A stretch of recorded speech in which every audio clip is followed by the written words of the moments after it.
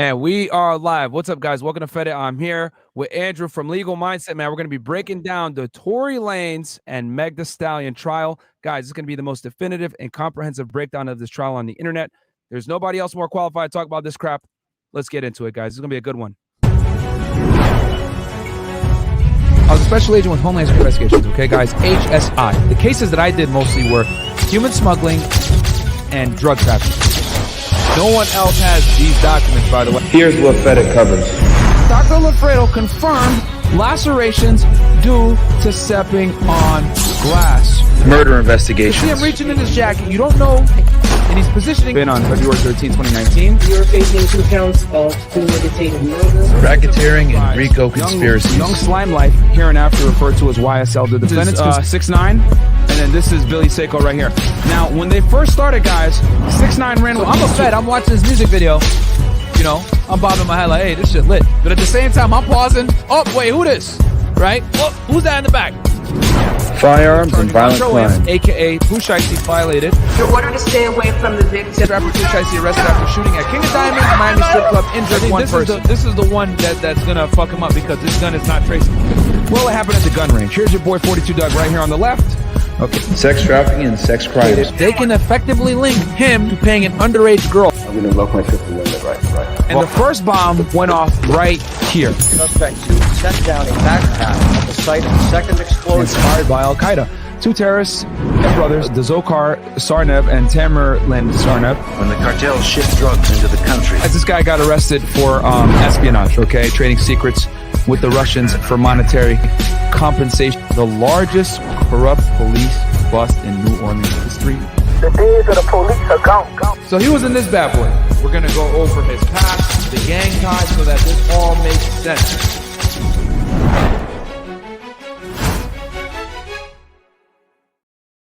All right, we are live. What's up, guys? Welcome to Fed It. I'm here with Andrew from LegalMindset.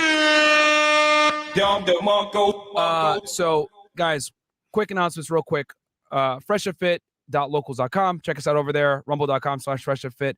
But without further ado, guys, today is a big day. We're going to go ahead and cover this case. You guys have been requesting this quite a bit. So I went ahead and brought in the heavy guns.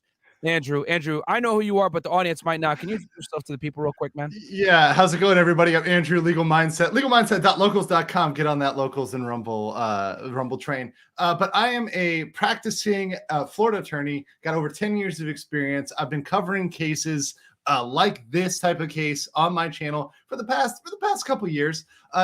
You know, I loved diving into this and getting into the actual statutes. A lot of jokers out there, they're not lawyers. They don't know how to read the statutes. They don't know how to go in there and look at police reports, look at cases.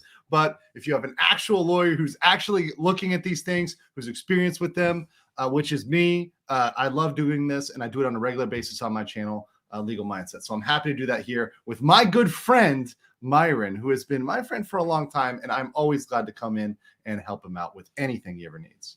Yeah, no, absolutely, man. I'm really happy to have you here, bro, because this is a big one, and I've been getting an overwhelming amount of requests for this. So real quick, guys, before we even get into this, I think it's very important that the person that's dispensing the information is qualified to give you the information. So let me give you a little bit on my background, because I know we probably got some new viewers here, or you'll probably be watching this on the replay, which, by the way, I'm going to break this trial down. We're going to break this trial down day by day, witness testimony by witness testimony, and give you guys the whole breakdown on what's the Fifth Amendment is, what, you know, immunity really is, how it works. We're going to break down everything as far as how trials go. Now, with that said, as you guys know, former special agent with Homeland Security Investigations, I've been to several trials, and as a matter of fact, I've also done a trial where I was the lead case agent. What does that mean? That means that I have prepared for trials where I was the one gathering the witnesses, getting the reports ready, getting witnesses prepped up for trial, which we're going to talk about that. The prosecution here made some mistakes about not prepping their witnesses. We'll get into that a little bit later. But I have definitely done a trial before at a federal level. And when it comes to feds and trials, we don't fuck around. There's a reason why the feds don't lose. This is a state trial, guys, which is a little bit more of a circus. I ain't gonna lie to y'all, and you guys are going to see some of the crazy things that's going on in this trial as we get into it. But I've definitely been testified in federal trials, and I've been to several state trials as well. I've never had to testify at a state trial, thank God. However, I have been to them for other cases that I was involved in that might have been narcotics, whatever it may be like that. Yeah. So definitely very aware of how the judicial system works from the law enforcement perspective, and also for preparing for trial. Because when you prepare for trial, guys, as the lead investigator, it is your job to gather all the facts and make the prosecutor's job a lot easier, because the prosecutor can't prosecute the case without the evidence that you have to go ahead and gather, which we're going to talk about some of the failures here by the police to gather the evidence. And some of the W's as well. They did have some W's as well. But what about you, Andrew? Can you give your background for the people real fast? Yeah, no, like I said, I'm practicing attorney, 10 years of experience. I've been in tons of cases. I've seen stuff like this, regularly as I go into court. I've covered cases like this. This is a very interesting case too, because it's a firearms case. And whenever you bring in firearms issues, and this is something I cover a lot on my channel, you obviously invoke the Second Amendment. There's some of the charges here. There's one of the charges in particular that I think might be pushing up against that, but it's a very fascinating case. And like I said, this is in my bailiwick. This is something I covered, something I know about, statutes that I know. I do not practice in California. This is a California case, but when you read one statute in one state, they very much usually mirror statutes in other states. The only difference is California has a little bit extra because they like to regulate guns a lot more than my home state of Florida, in our home state of Florida. And I think an important thing as well is that you've litigated before, of course. So yeah, sure. And a lot of lawyers, guys, have not. Litigating basically means like arguing in court. So Andrew understands completely, the rules of procedure, how things work, etc. So definitely, you guys are going to get some expert level stuff right now. So anything else before we go? So we spoke about our backgrounds, our qualifications. Did you want to go over what? Actually, you know what? This is what I'll do. I'll go ahead and introduce you guys to who Meg Thee Stallion is, Tory Lanez, etc. Because some of you guys might not be in the hip hop scene. Some of you guys might not be aware of who these individuals are, which is totally cool. We'll bring you guys up to speed real fast. So Meg Thee Stallion, here she is, guys. Megan Javon Ruth Pete, born February 15, 1995, known professionally as Megan Thee Stallion, pronounced Megan Thee Stallion, is an American rapper and songwriter originally from Houston, Texas. She first garnered attention when videos of her freestyling became popular on social media platforms such as Instagram. Megan Thee Stallion signed to 300 Entertainment 2018, where she released the mixtape Fever 2019 and the extended play Sugar 2020, both of which reached the top 10 of the Billboard 200. So, and you guys, most importantly, she's got that WAP, right? The number one song. Well, everybody knows when I say Meg Thee Stallion, they immediately think WAP. And right here, if you go here, she earned her first and second number one singles on the U.S. Billboard Hot 100 with the remix of her song Savage featuring Beyonce, and her feature on Cardi B's single WAP, the latter of which was her first number one in several other countries, as well as the Billboard Global 200 chart. So as you guys can see here, distinguished artists hit the Billboard top 200 and number one, which not many artists are able to acknowledge, right? Or not able to reach. Then you got Tory Lanez here. Daystar Shemuel Shua Peterson, born July 27th, 1992, known professionally as Tory Lanez, is a Canadian rapper, singer, songwriter, and record producer who received initial recognition from the mixtape Conflicts of My Soul, the 416 story, released in August of 2013. In 2015, Tory Lanez signed to record producer Benny Blanco's Mad Love Records through Interscope. Okay, so he is the accused. And then you got Kelsey Nicole, which she doesn't have a Wikipedia page, but here she is, guys. This is Meg Thee Stallion's former best friend / assistant. As you guys can see, she just had a child, which we're going to talk about that in the trial here in a little bit. But yeah, her and Meg have known each other since college, very close, but this is her IG right here. She is one of the main witnesses in the case, and I do want to add that she is the prosecution's witness, okay? So Meg is the victim, allegedly. Tory is the perpetrator, allegedly. And Kelsey is a witness, allegedly, I guess. And one of the important facts, guys, and we're going to come back to this, is that Tory Lanez, Daystar Peterson, he is a Canadian citizen. So we're going to get into how that matters, because legally that is something that does matter. And that's why you got to know the background of these people, because some of these facts really matter a lot. Something like that is very relevant in this case. And it's a big reason why Tory, guys, can't take a plea. I know some of you guys are like, oh, why doesn't Tory just take a plea? It's not that serious. He probably could get a plea down to aggravated assault, and ain't that big a deal. He probably won't get that much time. You want to talk about 8 USC 1227, Myron? You know about that? The reason why he can't take a plea, guys, and he has to fight this thing to the death is because he's a Canadian national, okay? So that means if he's arrested and convicted of this crime, what's going to happen is Immigration and Customs Enforcement, Office of Enforcement and Removal Operations, is going to lodge something called the detainer, okay?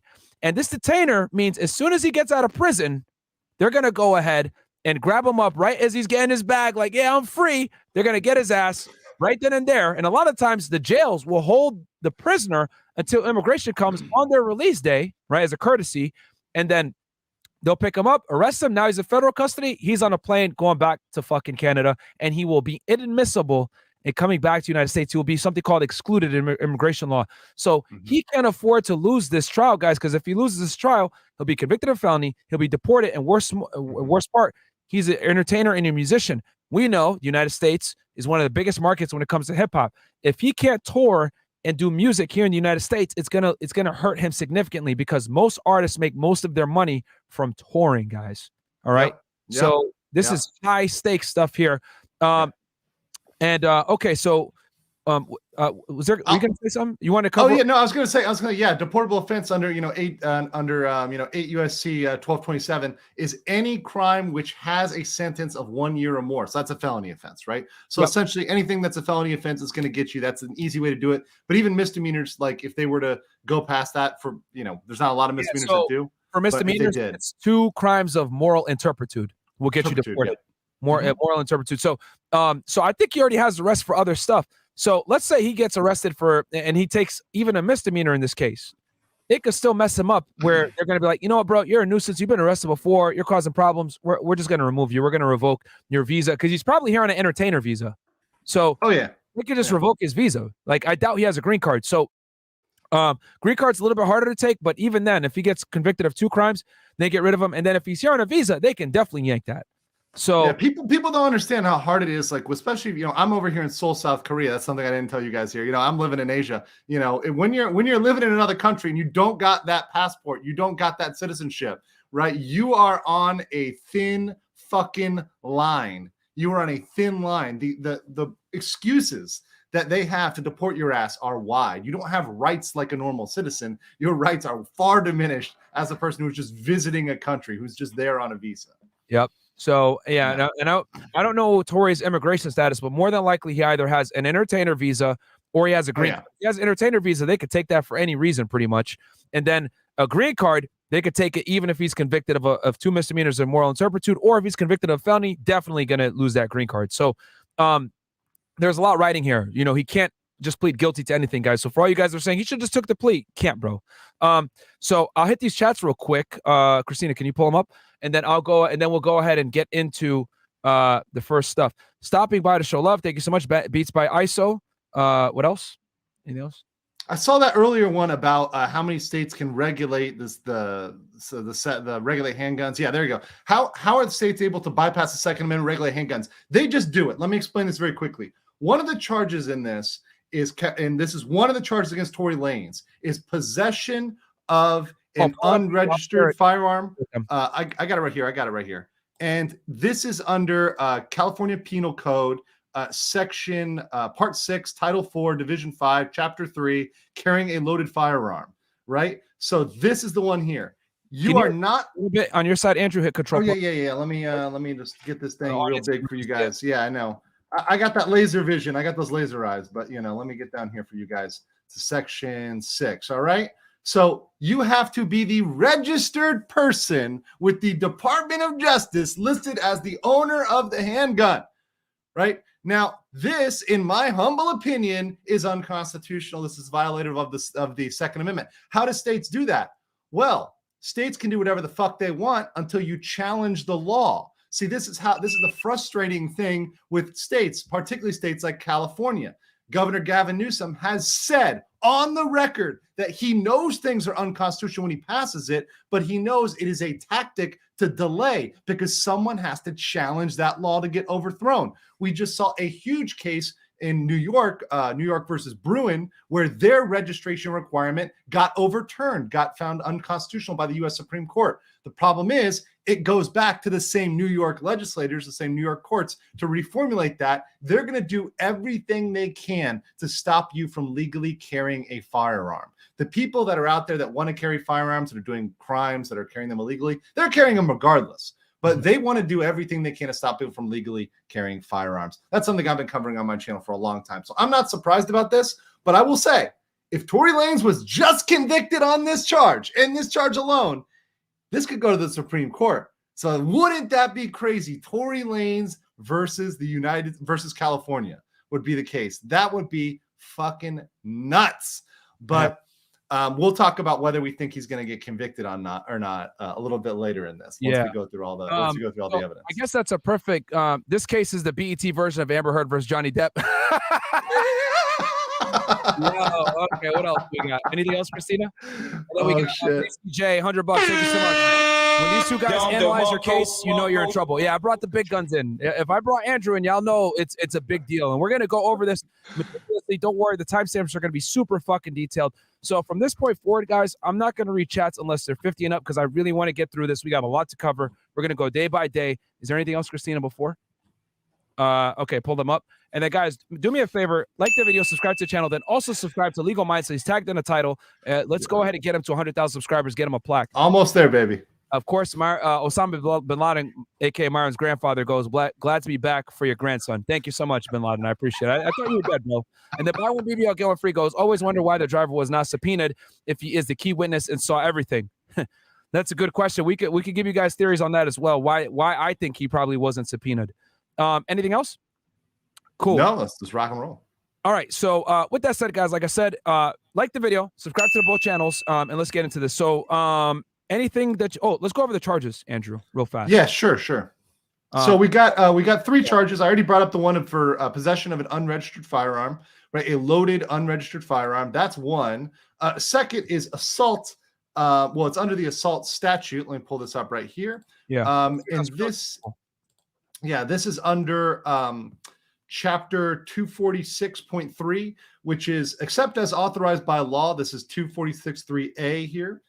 Except as authorized by law, any person who willfully discharges a firearm in a grossly negligent manner, which could result in injury or death to a person, is guilty of a public offense and shall be punished by imprisonment in a county jail not exceeding 1 year or imprisonment pursuant to subsection H. So this is for discharging a firearm in a grossly negligent manner. Now, let me be very clear. I know when some people hear negligence, they just mean, oh, that was something that a reasonable person wouldn't do. No, grossly negligence is a high standard, something that you knowingly do, and you know it could cause harm to others. Something like firing into a crowd, something like, Russian roulette. That's grossly negligent, right? If you know there's bullets in the gun and you're passing that gun around, that's grossly negligent. That's something you know is bad. So it's a higher level than just, hey, I was driving down the road and I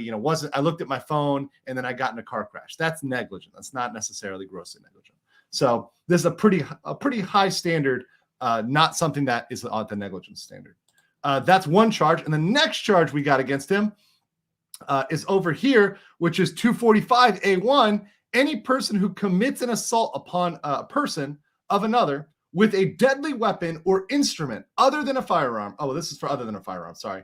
Probably one of the Here we go. Two. It's 2. Yeah. Any person who commits an assault upon a person, upon the person of another with a firearm shall be punished by imprisonment in the state of 2, 3, 4 years or in a county jail not less than 6 months and not exceeding 1 year. So boom, there you go. Now I want to say these statutes, this is very typical. Myron, I know you've seen this a lot, where one statute it'll have a punishment for non-firearms and for firearms, right? So this is all under here. Even below this, you see there's punishment for people with machine guns. Yep. So you've got everything covered in one statute. It's just subsections of that one statute. Yeah. And this is assault and battery. So this is a type of assault and battery charge. And then was there one more? Didn't they get him for no, that was discharging or something? The third one was carrying of a loaded firearm in public, the unregistered firearm. So unregistered firearm, discharging it in a grossly negligent manner. I think they hit this assault the day of the trial. Didn't they, or a day before the trial, they hit him with that discharging one randomly? Yes. They hit him with the discharging one. This is the one over here, the grossly negligent discharge. They hit him with this very, very, very shortly. Proximate to the trial, which means they're reaching. That is actually a sign of desperation on the side of the prosecution. If they thought they had it, they wouldn't be adding charges. When they start adding charges, that means they think what they got isn't going to stick. Yeah, and to do it right before the trial is strange, extremely strange. But that's the state for you. Yep. All right. So, okay. So now that you guys know, so let's go over the facts of the case overall, and then we're going to go ahead and get into each day of the trial. This is basically what happened, guys. They went ahead. There was a party at Kylie Jenner's home. Meg Thee Stallion and Kelsey were present. Tory Lanez came after the fact. Pretty much everyone agrees that they were at this party. It was going on. There were some other celebs there, etc. Then at some point in the evening, they left the party. And when they left the party, there was arguments in the vehicle. The vehicle had stopped. Meg got out of the vehicle and she was shot by somebody. Meg alleges that it was Tory. Tory saying he didn't shoot, or he's basically staying silent on the subject. There's evidence all over the place that points to this and that, but no one really knows who shot Meg. And Tory ended up getting charged because the weapon was found in the front seat. When they got arrested, he was also in the front seat. So they went ahead and charged him because of constructive possession. And as you guys know on FedIt, right, we were the first ones to show y'all that police report, which I'll go ahead and pull it up for you guys real quick.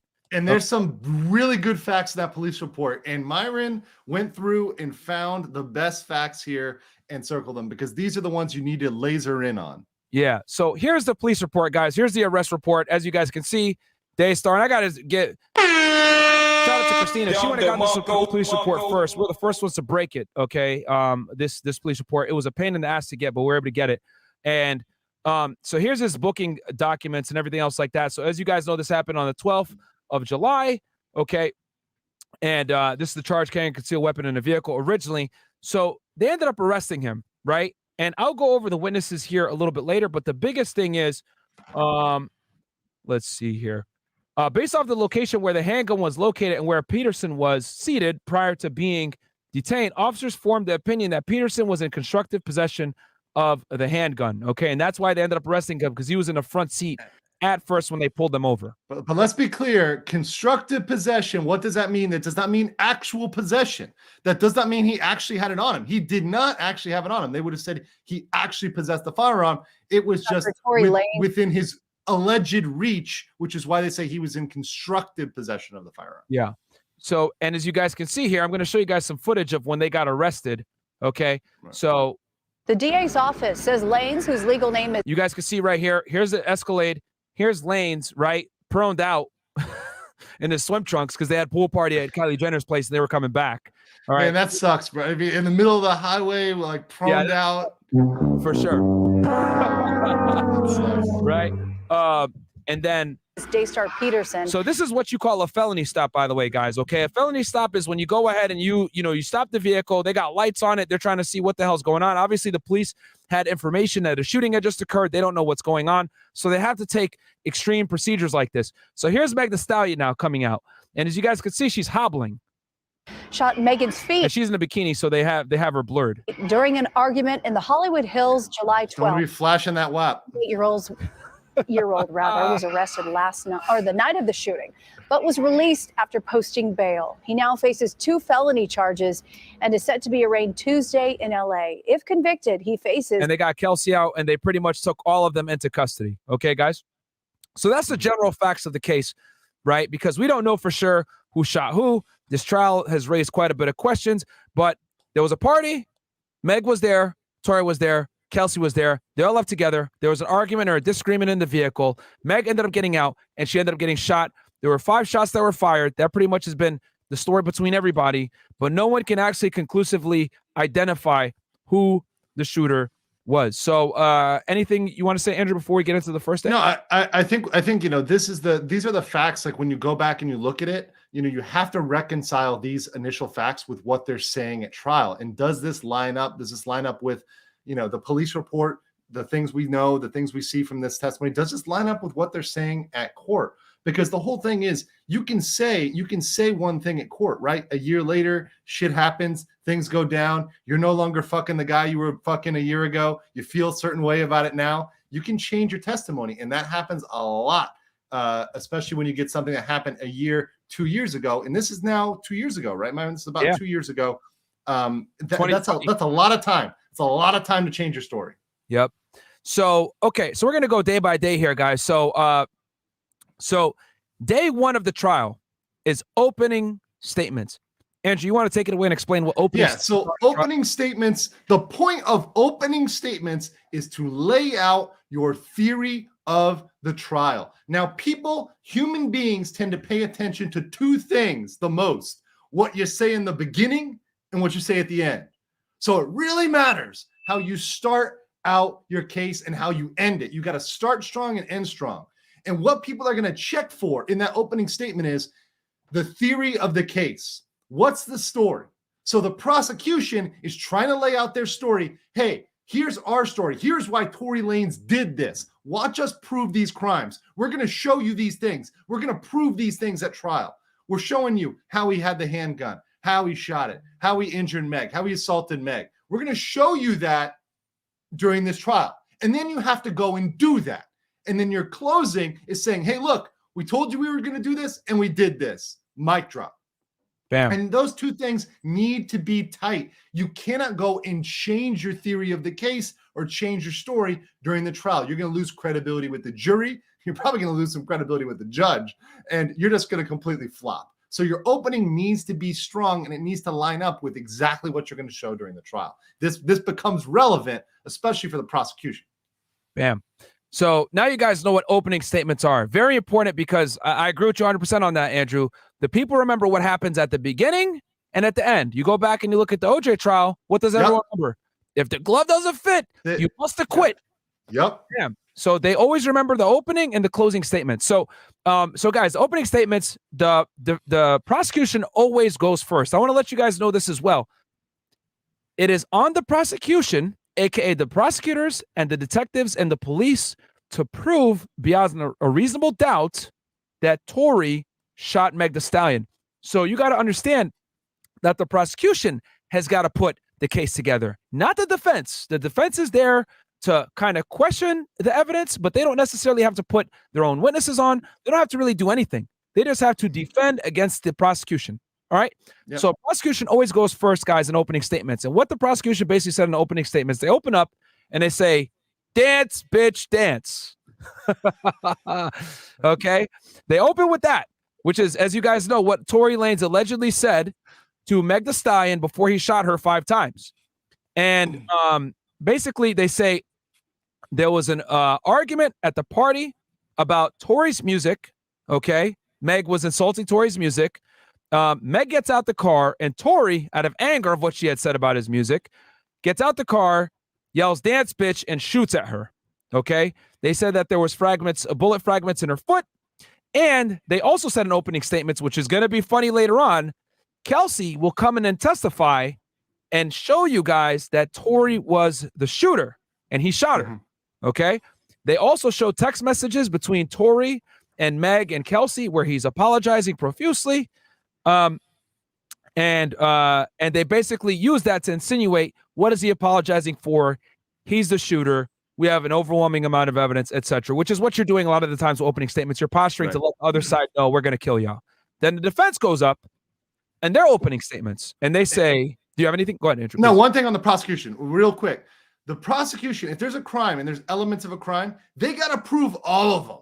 They got to prove every single element. So if there's one thing they're missing, if there's a single thing, the prosecution cannot win, which is why they have to say, exactly like Myron said, we have a bunch of evidence. We're going to prove this with overwhelming evidence, because they do have to provide overwhelming evidence for every single element of the crime. The defense just has to poke holes in one piece of that pie. They have to get one little hole in their theory of the case. One little piece of evidence is broken. That's reasonable doubt. They're innocent. That's all they got to do is they muddy the waters a little bit, guys. That's their job, is to muddy the waters. Okay. So now the defense, guys, says, okay, well, the prosecution isn't telling you guys about an eyewitness, okay, who saw them fighting, okay, and I know what they're talking about. I could pull up the police report and show you guys here in a second. And then also, they said gunpowder was found on Kelsey.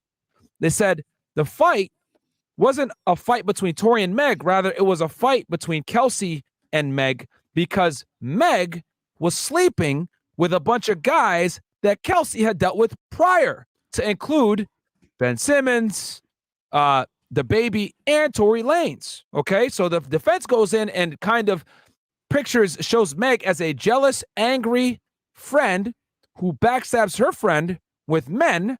And they also said, and by the way, this is relevant. This is relevant as the motive, right? This is all very, very relevant as motive.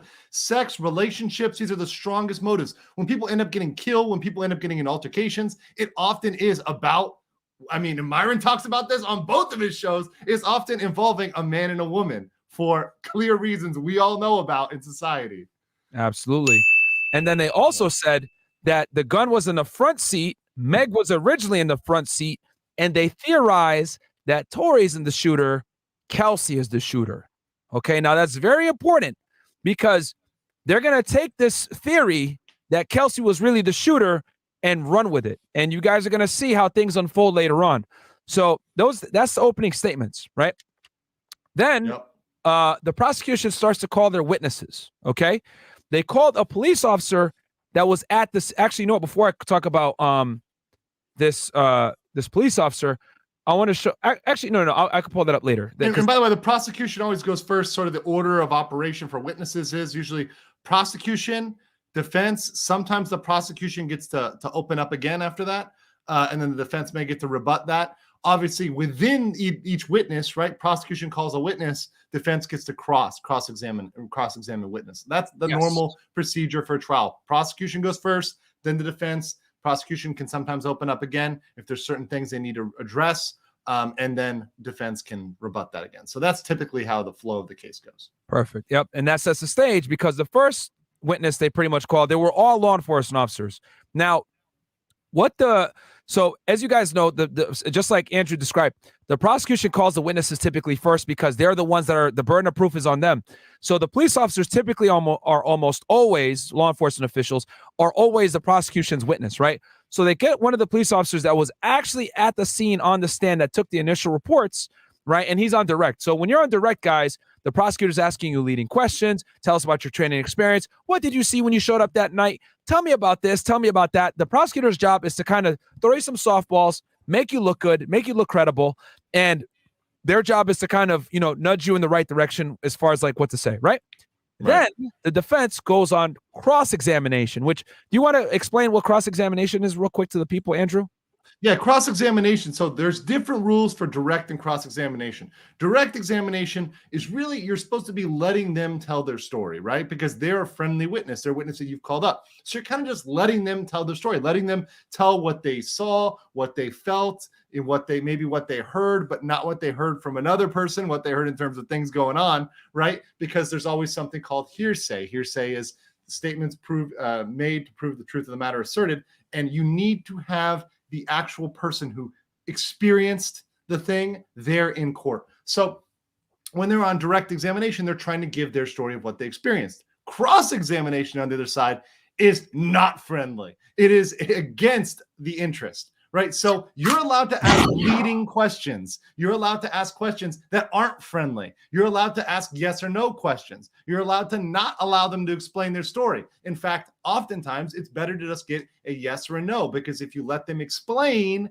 they're going to say shit that you don't want them to say. So you want yes or no. And what you're trying to do is usually in cross-examination, the goal is to show that that witness is full of shit in one way or another, either because they're lying, either because they don't have the expertise, the proper expertise or training if they're an expert, or whatever. You're trying to discredit that witness, to impeach that witness, trying to catch them saying something that they said before that is different from what they're saying now, and therefore say they're not a credible witness.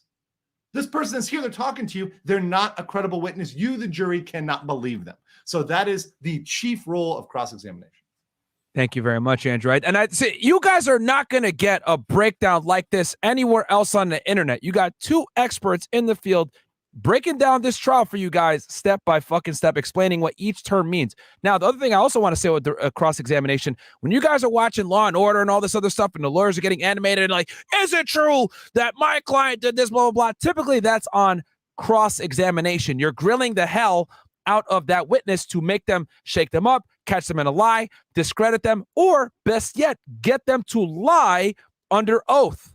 Okay? This is what the defense was able to successfully do with the O.J. Simpson trial with Mark Furman. Okay, as you guys know, Detective Furman, they had went ahead and they cross-examined him and made him look really bad, and he actually had to take the fifth. Okay, which we're going to talk about the fifth here in a little bit, but that's the point of a good cross-examination. Okay, guys, is you're grilling that witness to destroy their credibility. Now that I set the stage there, the defense goes in to cross-examine this police officer. And I ain't gonna lie, guys, they fucked him up, okay?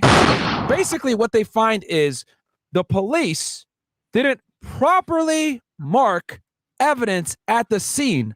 The bullets, the blood, the pendant, the nail that was found, everything there was not properly done where you're able to accurately assess the movement of the victim. Now, you're probably wondering, well, Myron, why the fuck is that relevant? Well, when you're talking about a case here where every second counts, you need to know the exact path of the victim, the bullets, and everything else so you can match things up and make sure stories corroborate, because you got three drunk people that are giving crazy stories that contradict each other. Well, the only thing that's going to be able to tell you the truth is the evidence. But the problem is that the evidence wasn't marked properly with markers. So there's no definitive answer to the victim's movement pattern because the evidence wasn't properly marked and tagged appropriately. So, and you guys got to remember, I want to make this extremely clear for you guys. The prosecution's job is to go in there, show definitively this is what happened. You cannot refute this evidence. This is why DNA, this is why ballistics, this is evidence that doesn't necessarily need anybody besides an expert witness, right, to explain it to you, but it speaks for itself. All right, it's self-standing evidence. Go ahead. And let's look at some of the evidence they got to prove here. Some of the basic evidence. Number one, the first thing is they got to prove Tory Lanez is a shooter, right? So number one, they got to prove that. That's one thing that people forget. You got to prove this. This is the guy that fired it. Remember, there's 4 people in that car. His security guard is in that car, right? You got Harris in that car. You got Meg Thee Stallion in that car. So you got to prove that it wasn't any of them that fired that gun, definitively. Then you got to prove that they fired it at Megan. And then beyond that, there's the actual injuries to Megan. You got to prove, hey, those are attributed to Tory Lanez personally firing it at Megan. You got a lot of things here that they've got to prove. Now, some of the crimes, like for example, just possession of the loaded firearm, that one a little bit lower. But you still got to prove Tory Lanez had the gun and that Megan Thee Stallion was the one he was aiming it at or pointing it at. So you've got all those things you've got to prove. These are actually major things that in this case where you need evidence like that. And they really fucked that up. And Myron, if that happened to you, if that happened in your experience as a law enforcement officer, what would happen to those officers who fucked that up? Man, see, at the federal level, they wouldn't even if the evidence wasn't marked properly at the scene where you were able to, conclusively say this is how she walked. We could tell from the blood pattern. The shell casings are here, which means the firearm was fired from here. If you're not able to, A, B, C, 1, 2, 3, line that all the way up, the prosecutor is not even indicting. You know what I mean? Yep. We're going to talk about that here in a second with our theories as far as like why they indicted this case, why they decided to take this thing in the first place. But this is not the first time that the Los Angeles prosecutions team has taken cases, a trial that they may have not should have. So anyway, so the defense goes after how the police marked the evidence at the scene, okay, which is not a good thing. Now, the prosecution also, I want to say this, they used Tory's jail call where he's apologizing profusely during the calls for, hey, I was drunk, I'm really sorry, blah, blah, blah, right? But the jail calls don't admit that he shot anybody, okay? And the defense goes ahead and says, well, this could be him apologizing for putting Kelsey on the spot, about the sexual relations. Exactly. Boom. Getting shot. It could have been anything, right? Yep. And the other thing, too, I want to let you guys know is the detective that brought this jail recording in, because typically when you bring in a jail recording or whatever, you have to bring an investigator in to tell you, hey, this is where I got it from. This is how I seize this evidence. This is where I got it from. Show you the chain of custody, all this stuff. The detective that brought it in had only listened to it a week or so prior to the trial. He had never heard it prior. Okay. Which also, I want to make you guys aware, the lead detective on this investigation, it's a guy named Detective Stogner. Okay. He's on admin leave and or getting terminated right now. He's not testifying. Okay. which is a huge fucking. So it's very obvious to me that the detective that they brought in, right, to talk about this jail call isn't the lead. He was probably assigned this case out of emergency because the lead detective is in trouble. Okay. So anytime you have issues like this where the lead investigator is being investigated or there might get terminated or there's some kind of misconduct or whatever, this is a big problem because this is the guy that's responsible for gathering all the evidence. Okay, guys, anytime an investigation like this happens where there's a shooting, it's going to trial or whatever, it's not the police officers that are gathering the evidence. They show up to the scene, they kind of mark it off, whatever, but it's the detectives that take lead in the investigation and run the case. So the lead detective is responsible for getting all the witnesses, for getting all the evidence together, for running the test through ballistics, for getting the experts together. They're responsible for it. So the fact that the lead detective is under investigation and may or may not get terminated is a huge L for the prosecution. Now, here's the other thing too I want to let you guys know. This comes from me preparing for a trial. When I had my trial, okay, the prosecutor gets every single witness and debriefs them and prepares them for the trial. And prior to him bringing in these witnesses, especially the law enforcement witnesses, they ask, do any of you guys have Giglio issues? What is a Giglio? Well, Giglio, guys, can you talk about it real quick? Andrew, I'll pull it up for the people. Yeah, sure. You know, that specific, well, actually, no, hold on. Let me make sure I got this. Giglio is basically when you have a character issue. Okay. Okay. Yes. So if you have a particular issue that's going to be impeachable, right? So you're going to be able to impeach you based on character. They're going to see there's some sort of problem with your credibility, right? So you're going to have a credibility lapse. So they're going to attack you on that because that's impeachment, right? Once again, going back to the core point, finding out you're a lying piece of shit, right? And there's lots of reasons why you might lie. And there's lots of reasons why, for example, when he goes back to the recording, the jailhouse recording, what that pops up into my head, right, is, yo, this fact that at the time of the shooting, right, and I'm putting that in air quotes because it's fucking alleged, right, at the time this allegedly happened, they didn't know that they were both fucking the same dude. I think Meg said that she knew that Harris was into Tory Lanez, but they didn't know. And Harris certainly didn't know that Meg was fucking Tory Lanez. So this is these are major issues. They're major character issues. So when you hear somebody apologizing, that could just be yo, sorry, I was fucking your girl and I didn't tell you, But by the way, that's what happens in the industry. So whenever you have a trial, right, you as a lead investigator, you got to get all the law enforcement personnel that's going to testify, which in this case, the lead investigator himself is in trouble, which is a big problem. Yeah. A Giglio or Brady list is a list compiled usually by a prosecutor's office or a police department containing the names and details of law enforcement officers who have had sustained incidents of untruthfulness, criminal convictions, candor issues, or some other type of issue placing their credibility into question. And guys, when it says candor issues, or they call it conduct unbecoming a lot of the times. Yeah. Basically, if you get in trouble for some shit where, you mishandled evidence, or you get into a domestic violence argument with your wife, or you go ahead and you get in trouble where you get a DUI, or you get any of this stuff, this all can make you considered a bad witness for the government, and the prosecutor might not put you on the stand. Okay. Right. So, and this is what they do before every single trial, where they ask questions, which is probably why they disqualified this investigator, where he's not going to testify. But the fact that it's one thing if a witness on the case, it has issues with, Giglio or Brady or any of this other stuff. But when it's the lead investigator, oh man, they're together. And here's the thing, guys, it all goes back to due process, because all Giglio, Brady, all those cases, they go back to due process. There's a duty on the prosecution to turn over all evidence to the defense that pretty much proves the accused is innocent. So if there's anything that proves the accused is innocent or reduces it or makes him look more innocent, they have to turn that over. They've got a duty to do that. So that's where this stems from. They have to disclose. There's a duty to disclose, a duty of candor. You have to be honest. You can't be a dirty prosecutor. Now, are there dirty prosecutors out there? Abso-fucking-lutely. I've seen them all the time. There are dirty prosecutors out there. However, on the books, on paper, you are supposed to do these things. You're supposed to turn this over. So that's why it's so important that you get your witnesses straight. So the first day was all law enforcement. So what do we got here? So we know one of the police officers from the scene testified. They attacked how they cordoned off the area, how they marked the evidence. The lead detective is under investigation, has Giglio and Brady issues. They couldn't bring him on, which is a huge problem, right? And then, which I'm actually shocked that they even still went to trial with the lead investigator being in trouble like this. That actually, I was very shocked, because normally when you have a Brady or Giglio issue with one of the witnesses, that in itself is bad. But for the main lead detective to have it and have to be off the case when he probably dealt with a majority of the evidence, a majority of the interviews, most of the evidence, he gathered everything. That's a problem. So now we're going to go into day 2. Okay. Did you have anything before I hit day 2? No, hit day 2. Run right into it. Okay.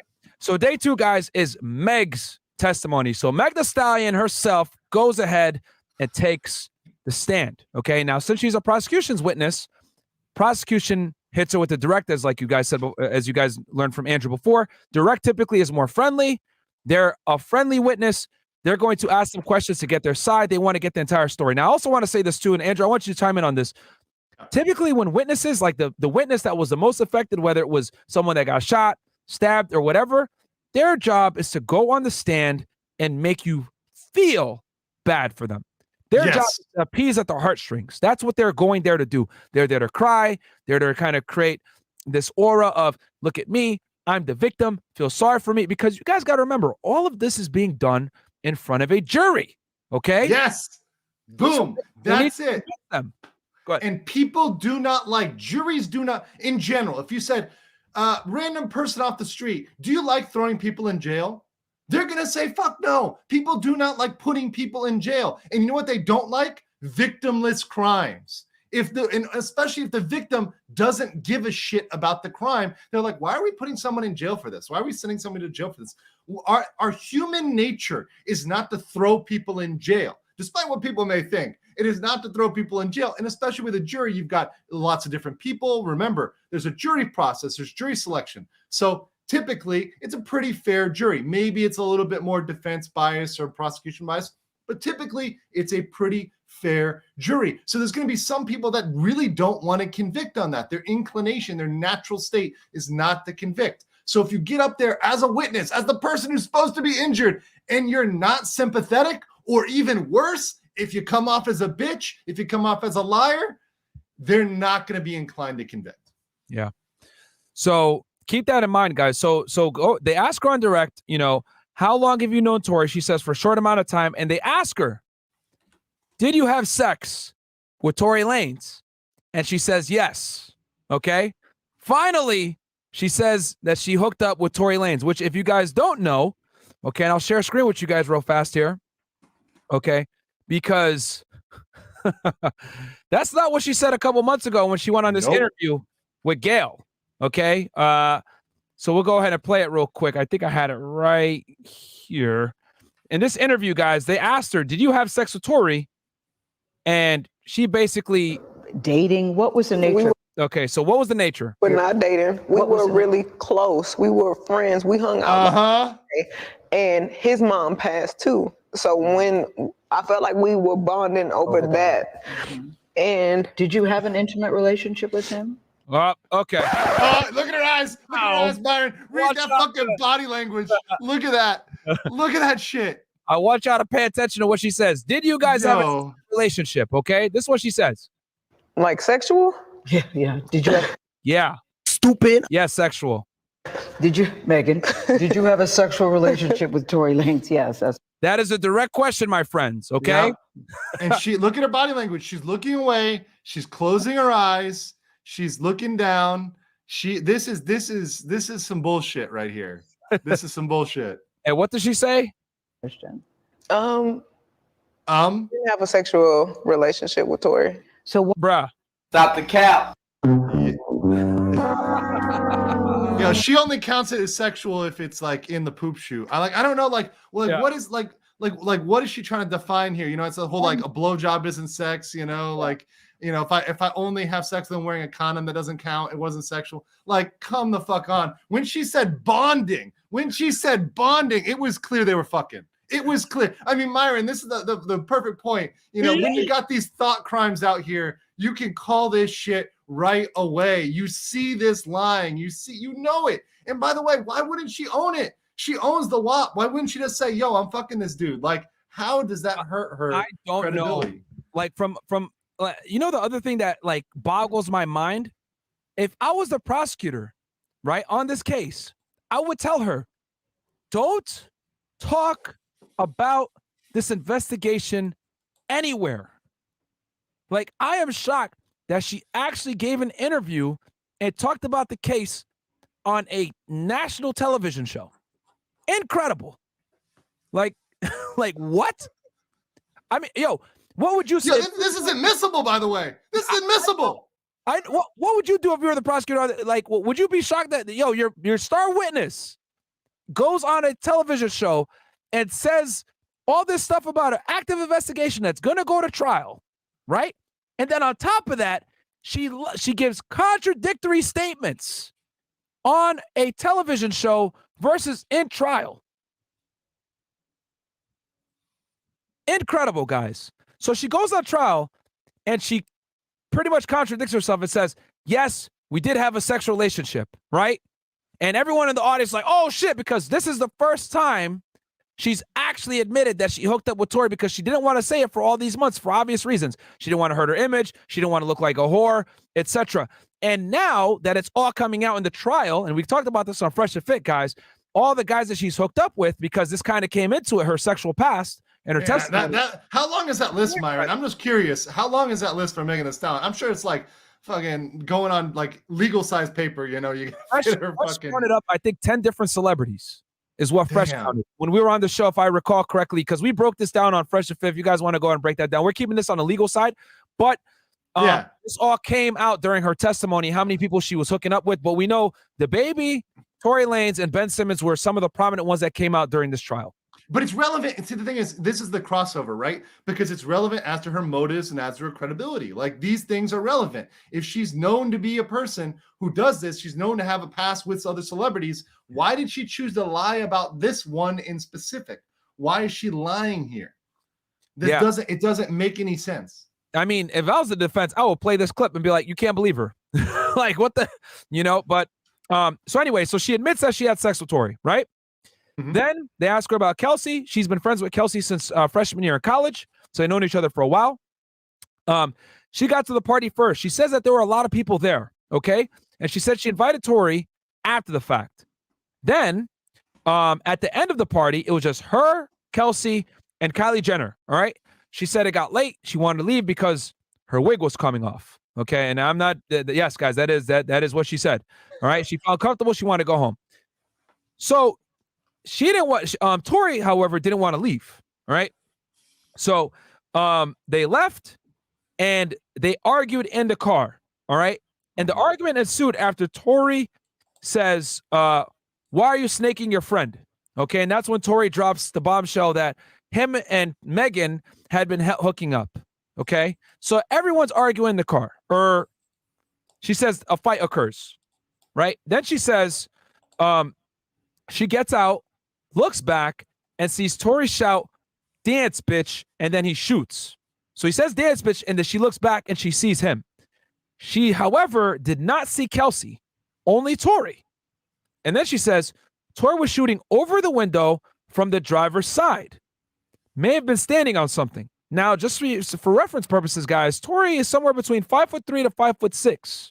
Okay, so he's not that tall. Escalade is a big-ass car. Okay? So that was a little strange. It didn't make too much sense. And then also, there's a discrepancy here, because keep in mind, guys, when the prosecutor illustrated the story in opening statements, they said Kelsey went to Meg after she was shot, okay? And then Torey approached after, beat on Kelsey, which is why her chain and her nail fell off, as he was trying to get to Meg after he shot her.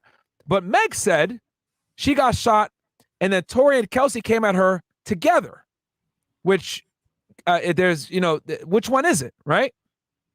And then also they asked her, why didn't you go to the police before? Why did you lie and say that you stepped on glass? And she said she didn't want to go to police before because of the George Floyd protest, because as you guys know, we talked about the George Floyd case as well.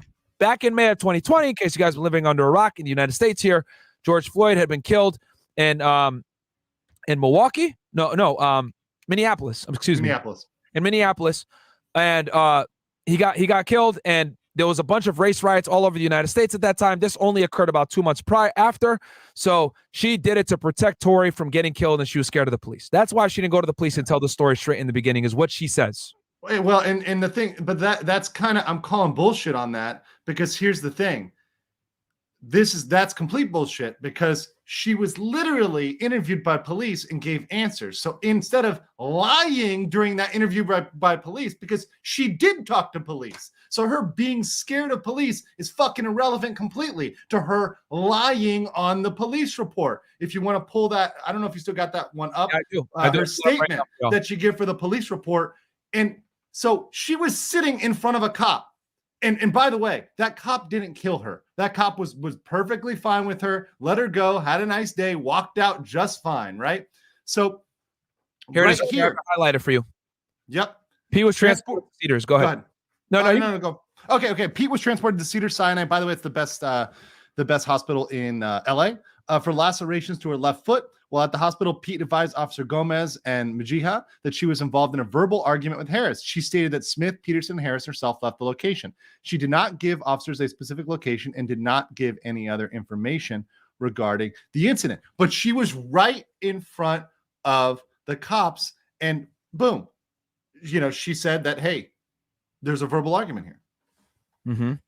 And I believe it goes down to say that her that right there on up a little bit right there in the middle, injuries and MT. Pete was transported to Cedars-Sinai and was treated by Dr. Lafredo for lacerations on her left foot. Dr. Lafredo confirmed the laceration due to stepping on glass. Yep, that's big. That's big right there. Right? So you got a doctor. This is the presumptive cause. Until just now, the presumptive cause was stepping on glass. Yep. And at no point did Meg correct the doctor on that and say, no, doc, this was me getting shot. Yeah. Yep. Because she said I stepped on glass, and then the doctor actually confirmed it because he said there was lacerations. Which, do you want to tell the people real quick as far as laceration typically means something like a cut or some damage to the skin. It does not mean gunshot wound. If there was a gunshot wound, they would clearly label that like that she had a gunshot wound to her left foot. They would have made that very, very clear in the police report. The doctor would have made that clear if there's a gunshot wound. I mean, y'all have seen the TV shows when they're like, I got a gunshot wound. Don't take me to a hospital. Yeah. Because they don't want it to go down as gunshot wound, because they track that shit closely because it matters. And don't worry, guys. We'll talk about, because a doctor did testify at the trial, so don't worry. But this is the original police report that we're talking about. And I'll cover that as well. I think he testified on day 5, but we're on day 2 right now. So, okay. So now that we covered Meg on direct, here's Meg on cross, okay? So on cross, guys, oh, my bad.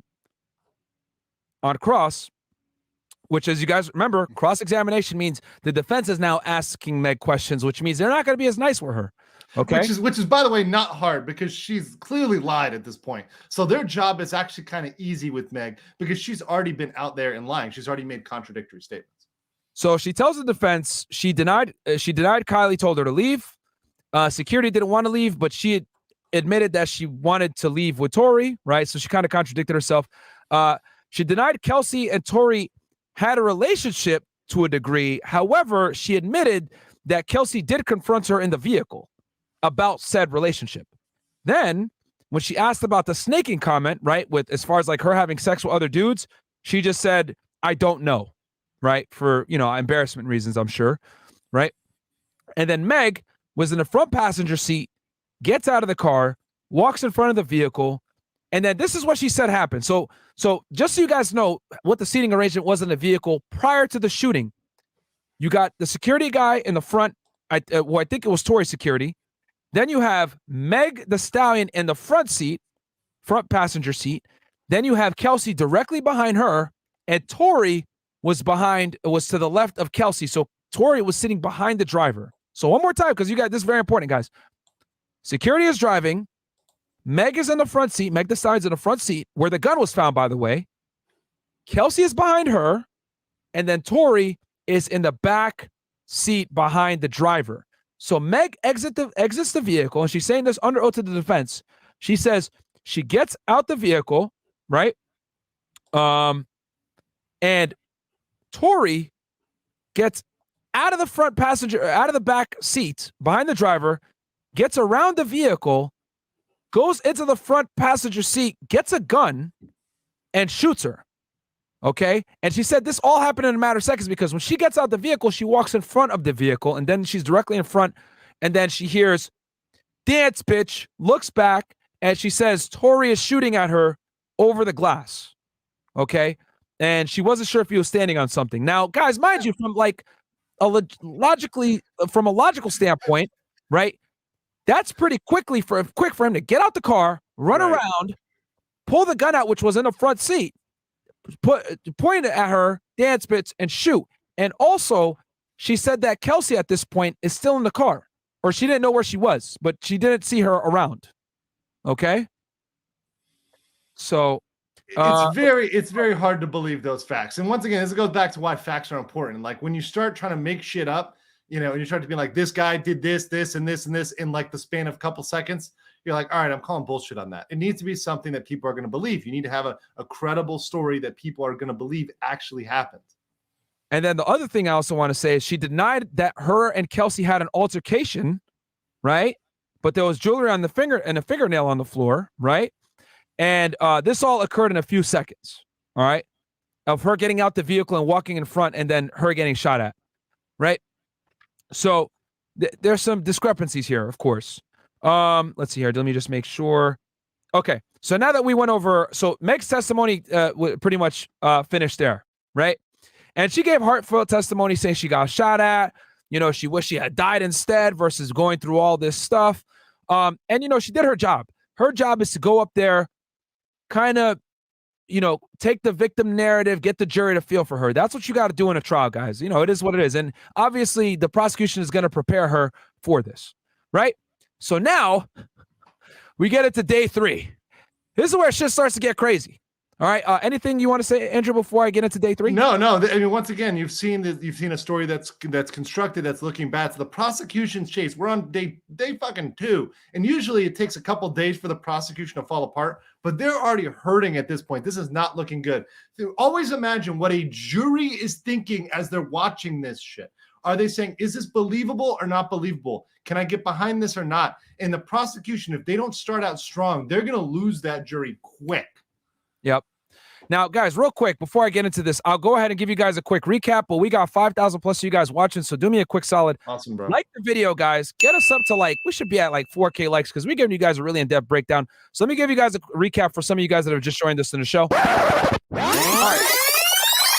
So we went over the intro. We went over our qualifications, our background. As you guys know, I used to be a special agent with Homeland Security, done trials, went to trial on one of my own cases, and I've also been a part of several trials, testified many times. Andrew, practicing attorney, understands the rules and procedures of how the law works, etc. He's litigated before, unlike a lot of you attorneys that call yourselves lawyers. You guys have never stepped in a courtroom and actually litigated, which means argue a case. We went over the days of the trial. Day 1 was opening statements. We broke down what an opening statement is. The prosecution went up there, said, "Hey, dance bitch," and they went over how Tory is culpable. He shot Meg 5 times. There was an argument. Kelsey was assaulted by Tory during the process of this, and they said that Kelsey is going to go ahead and testify on behalf of the state. Then the defense went up there, and they said that Kelsey was the shooter. They theorized that she is the shooter. They said that there's not enough evidence to go ahead and go after Tory, and there's residue on Kelsey, and it's not clear that Tory was actually the shooter. And this is an opening statement. It's day 1. The police get, basically, it's all law enforcement that goes on day 1. The defense, you know, is able to go ahead and attack the police's evidence, saying, "Hey, you guys didn't properly mark the blood, the bullets, and everything else at the crime scene, so there's no clear path of what the hell actually happened, who was where, when the shots were fired, etc." And, you know, as you guys can see, we got this testimony that's all over the place because all 3 parties were drunk, right? And the evidence is at the scene wasn't properly documented. So defense attacks him on that. Prosecution kind of counters, "Hey, we got a jail call where Tory is apologizing profusely for the shooting," but the defense comes in and says, "Well, we don't necessarily know what he's apologizing about. Keep in mind that Tory had outed Meg for having sex with a bunch of guys that Kelsey had hooked up with in the past, and this was a lover's feud." Then on day 2, Meg Thee Stallion takes the stand. She says basically that She finally admits that her and Tory had a sexual relationship. She says that her and Kelsey did not have an altercation. She says that the argument was predominantly with her and Tory.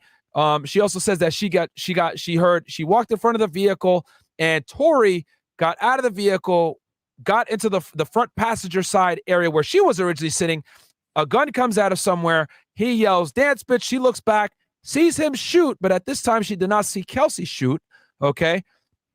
Which kind of contradicts the prosecution story because they're saying that the prosecutor said that Kelsey went to Meg after she was shot, which the story is kind of all over the place. So yeah, you see, this is the problem. We're creating two different stories here. Like there's two different narratives or two different timelines. There's people that are involved, people that are not involved.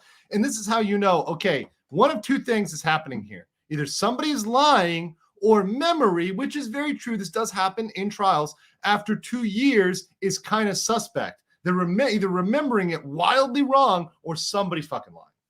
And then on Meg on cross, basically what the defense was able to gather was Meg denies that the altercation was there on cross.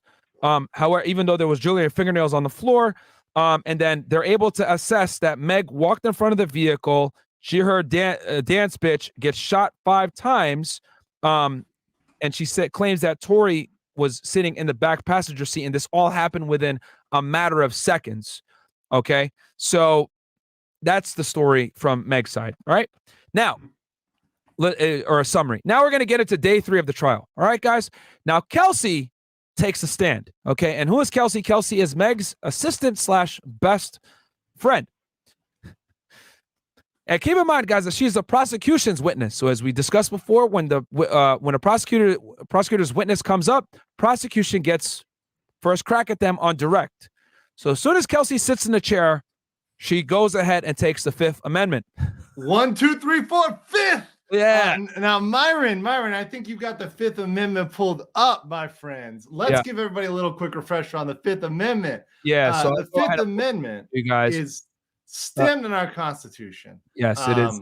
It's a great amendment. Great amendment, right?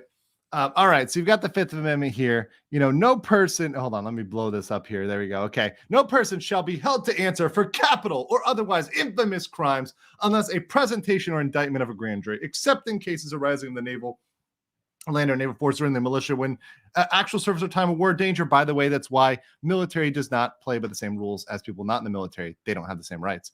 Nor shall any person be subject to the same offense to be put twice in jeopardy of life or limb. That's double jeopardy. You cannot be charged the same crime twice. But by the way, it only applies to each particular jurisdiction. So a state and the federal government can charge you with the same crime, but a state can't do it twice.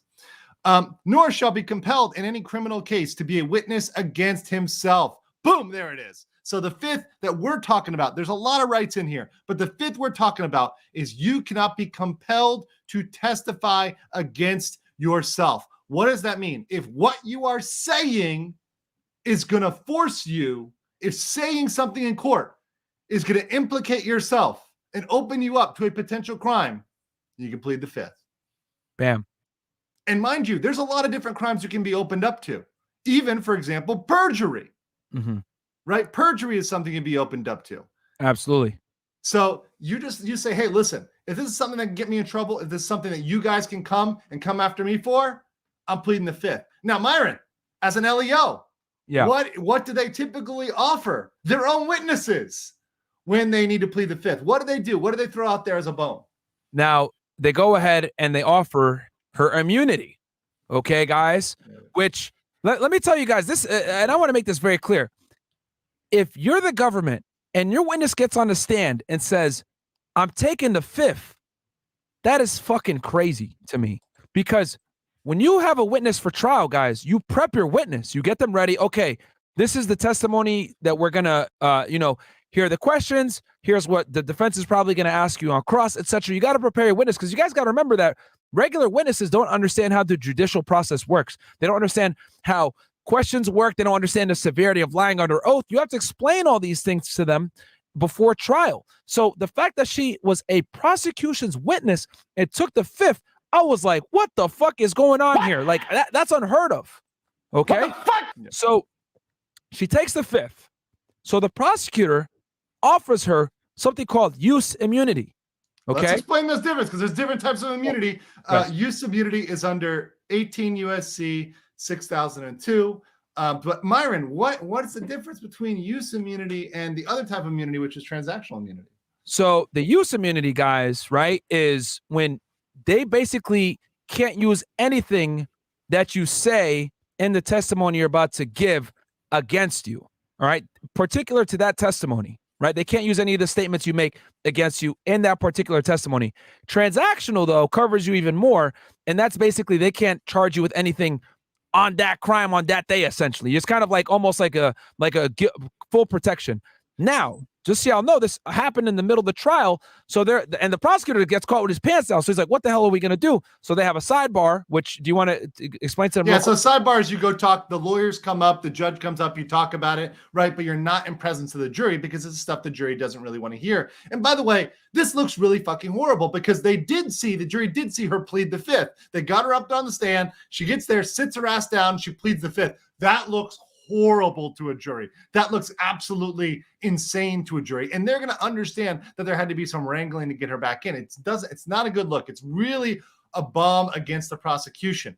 And so when they're going up there and they're doing a sidebar, they're negotiating this out saying, hey, we're going to offer her this, we're going to move on with this. Because otherwise, if they didn't offer her that and think she was going to change her testimony, she's got to get off the stand. That's it. They can't have her up there just pleading the fifth. Yeah. And she's done. You cannot do that. You can't put somebody back on the stand unless you know they're going to accept immunity, they're going to proceed. So the sidebar, we're saying, look, we're offering immunity, she's going to proceed. And one clear thing, let me just explain this very quick about the use immunity. So they may not be able to use your testimony, but you know what they can do? They can go out and find other evidence that you committed that crime and use it against you. That's why you should always, if you're ever in this situation, and I hope you're never in this situation, but you should always go for that higher level so they can't actually charge you with the crime, because they can go and say, oh no, we're not using your court testimony. We're just using your text message and your emails and the stuff we found over here and these other witnesses that we found over here. Oh, we're not using the testimony. We don't need that. We're going to use this other stuff to get you. And I'm really glad you said that, because if you do, right, get the use immunity, and we've done this before on proffers, right? Especially like when you're debriefing an informant and they're protected for what they say. A lot of the times, if you lie, right, when you get that protection, they're going to come after you. And what you've essentially done is, though they can't use that testimony against you, you give them a good point to go ahead and subpoena certain things, maybe get a search warrant here, get a search warrant there, or request it, get a witness here, or get a witness there, and they can build a case around that evidence that you gave. Even though they can't use that particular testimony against you, they can find corroborating factors to come after you later on, which is why her attorney, after she said, I plead the fifth, and they said, we'll give you immunity, he argued use immunity is not enough because he knows this. They can still use this against her and come back later on and get corroborating factors to come after her. So he says, I want transactional immunity. Well, I'll tell you guys right now, the ADA can't sign off on transactional immunity. That's got to go up to the highest level. That's the district attorney that's got to sign off on something like that, because that's essentially protection from everything. Okay. So since they're sitting there in the trial, they need the testimony. They don't got time like that to go back to the fucking DA and be like, yo, I need a transactional immunity approval, blah, blah, blah. Because then you've got to ask permission from the judge to delay the case. And the judge is going to be like, nope, we got to go. Nope. They might allow you to move the witness later, but they're not going to let you delay the trial. 9 out of 10 times, they're going to say, yo, we're moving. This is on the docket. We're going now. You cannot delay this trial. We're in. So you either got to drop that witness or figure this shit out, right? And they don't have time to do that. So they go on the record and they say, we will not prosecute her, which is pretty damn good. They go on the record and say, we will not prosecute her. She has immunity. And, they're on the record saying that. So Kelsey's like, okay. And she decides to testify. All right. So, because remember, guys, you can only take the fifth when you're going to be prosecuted. But if you're not going to get prosecuted, you are compelled to testify now, because you no longer have the fear or the potential to be went after or charged. So she has immunity now. So with that immunity, now she is compelled to testify. All right. And I also want to say this too. You can only take the fifth if you're criminally culpable of something. So the fact that she took the fifth, I mean, that's pretty self-explanatory in itself, right? So you know, and she's not on trial here. Remember, this is not the trial of Harris. This is the trial of Tory Lanez. which is great. Yo, this is wild. But anyway, so she goes, I don't want to be here, right? And she's triggered. And they say, why? And she said, because of lies from Megan. And, you know, basically she says, I never took any hush money. And Meg is trying to say I'm a bad friend. Then they asked her, did you shoot Meg? And she goes, no. How'd you meet Tory? She said she met him at a Rock Nation event. She said that Meg hooked her up with Tory. And then Kelsey, Meg hooked Kelsey up with Tory. And then Kelsey got COVID and went to Texas. As you guys know, her and Meg Thee Stallion are from Texas. And then Meg started smashing Tory while she was away in Texas, sick with COVID. Now, this is all unbeknown to her, by the way. Okay, she did not know any of this stuff was going on. So she also says that they were really drunk and that it wasn't a big party, as Meg had stated in her testimony. It was a small party. Tory didn't want to leave because he was flirting with Kylie. Okay, and then she also says that they got there around 3 p.m., so they had been there all day. And they left first. So this is interesting because Meg didn't say this in her testimony, but Kelsey says in her testimony that they left first. Meg and Kelsey left. But then they went back because Meg was mad and she wasn't too happy about Tory and Kylie. So she goes ahead and says, yo, I left my slipper at the spot. So they go back to Kylie's house. Kelsey's in the car. Meg goes inside. Short time later, she comes out with Tory and Kylie's escorting them out. Okay. And Kelsey says that Meg told her that Kylie basically kicked them out. All right. Then they get in the vehicle. And at this point, all three of them are arguing with each other and everyone's intoxicated. So you guys can only imagine, right? So Tory was trying to get it on with Kylie. He's got to come out. He got kicked out. They're arguing. And then Tory, right, drops the bomb. Yo, you're snaking your friend, blah, blah, blah. Kelsey, did you know that I was fucking with Meg? Meg fucked with Ben Simmons. She fucked with the baby, who Kelsey had also messed with as well. Which is all facts. That part is facts. Yes. So Kelsey, guys, had never heard this information before. So now everybody's arguing. All right. So she gets the drive. Someone's in the chat said, poor driver. Yeah, poor driver, bro. Having to be there for that bomb when you realize like your bestie is fucking the dude that she put you with, right? And when she set you up with this dude, she was fucking him. Yep. At that time. And you're just finding this out from him, not from her. And you're drunk. So emotions are like extra highlighted, right? So they're all arguing. And also Meg had this Tory saying that he's irrelevant. He only got popping because of a Jack Harlow feature, etc. And then Tory talks back to her like, fuck you, blah, blah, blah. So they're all shitting on each other. All three of them are arguing. And Kelsey confirms this, that all three of them are arguing. Okay. And then a key moment, they ask her, did Tory make a threat to shoot? She responds, yes. And then they ask for context under which Tory made the threat to shoot. And what does she do? She invokes the Fifth Amendment. There you go. There you go. Why did she invoke the Fifth there specifically? That is not just a reasonable doubt. That's a crater. That is a crater. Why did Tory Lanez, did Harris invoke the Fifth at that specific moment when asked for context on why he threatened to shoot Meg? He's willing to admit that he threatened to shoot her, but why? Yep. And it gets better. So then, right? She confesses, guys, that she lied to the police to protect herself. All right. So the prosecutor obviously is like, whoa, because guys, you got to remember, this is their fucking witness. Their direct examination. This is supposed to be a friendly witness to them. So the prosecutor, shocked about this, is like kind of caught with their pants down. So what do? They play a portion of the interview from September of this year, 2022, that when they interviewed her, where she said Tory was a shooter, etc. All right. And Kelsey says she lied in that interview. All right. So, yeah, wild. So her and the prosecutor then at this point go back and forth. The prosecutor keeps asking her, why did you lie? Is it true that such and such happened? Why did you lie? And she keeps responding, to protect myself. When she goes deeper, protect yourself how? She says to protect myself. She didn't want to get beyond anything else besides saying to protect herself. Right? And this is on direct, by the way, guys. She also acknowledges that Tory Lanez offered her $1 million, but she didn't take it. And she said, Tory said, don't say anything, but she didn't specify what she didn't want her to say, what he didn't want her to say. And then also, Kelsey sent a text message to the security saying Tory shot her. And then Kelsey denies seeing the shooter. She just heard shots. And then Kelsey also said that both of them were outside the car when shots happened.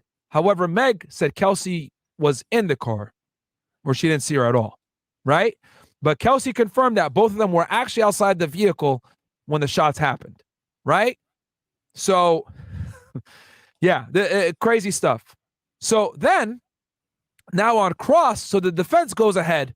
So now, once again, she's countered herself. She's literally pointed herself out as a liar. She's already destroyed her reputation before cross-examination. That's supposed to be what you do on cross-examination. She's already done it to herself. It's like you played yourself meme, you know? You 100% played yourself. So the cross-examination, frankly, they've got a pretty easy job here. They do mess it up a little bit, though. We'll get to that. Yeah. So this is on direct, and she confessed that she lied to the police, etc. Right? And remember, I want you guys to make this clear. Kelsey only did one interview with the prosecution, and she did it in September of this year. Mind you, this event happened in July of 2020. So she didn't actually come in for an interview until September of 2022, almost over 2 years later. All right? So the defense now, they cross-examine her, and they say, you got immunity. Have you been paid off? And then the defense actually makes a good point here. They say, she didn't make a statement until September. So how did she accept the bribe money that the prosecution is alleging that she took and goes ahead and gives incriminating statements against Tory? All right? So guys, let me slow it down here so you guys understand this. The prosecution was saying that Kelsey, even though it's their witness, after all this craziness happened, they made allegations that she potentially was paid off by Tory Lanez and his legal team. All right? Then the defense comes in and says, well, how is that possible that she got paid off by the Tory Lanez defense team when she had not been interviewed until 2 years later in September? And when she came in to do her interview, she went ahead and gave you guys incriminating statements against Tory, because when she went to the police, guys, she said that Tory Lanez was the shooter. She said that Tory Lanez assaulted her. She said that she went to go console Meg after she had been shot. Tory Lanez gets out the car, and she gets in between Meg and him, and she fights Tory off, and Tory beats on her, messes up her weave, her chain falls off, her nail falls off, etc. Okay? That's what she originally told the investigators when she went, or not the investigators, this is what she told the prosecution, right? Then the defense asks her, which I guess this is a pretty good line of questioning, why did you lie? Was there pressure to lie? And did we pressure you to lie? Did Tory or his team pressure you to lie? She says no. Then they say, did the prosecution pressure you to lie? She says yes. Oh, shit. There you go. And that little bit there, it's a huge win for the defense, but it did open the door to them bringing in the full recording of the previous interview with the prosecutors. Now, what does opening the door mean? Let me explain that a little bit. So typically you only allow evidence in, like I said, if it's with somebody actually testifying to that evidence and the verifiability of that evidence in court. So typically recordings are not allowed in, particularly if you can just ask the person yourself directly, right? If you can just ask Meg or ask Kelsey Harris or ask Tory Lanez, you just ask them directly. You don't have to bring in other evidence. However, because they mention the prosecution and mention this note about them asking them to lie, they brought in the recording, the previous recording, in order to what they wanted to do was show context, and what they wanted to show was that they didn't do anything dirty. That is a major accusation, by the way, whether it's against the prosecution or defense. You cannot pay somebody or tell somebody to lie. you will get disbarred for that. As an attorney, I can tell you, we do not take that lightly. If you are caught paying off a witness or telling a witness straight up to lie, no, that's it. That's a wrap.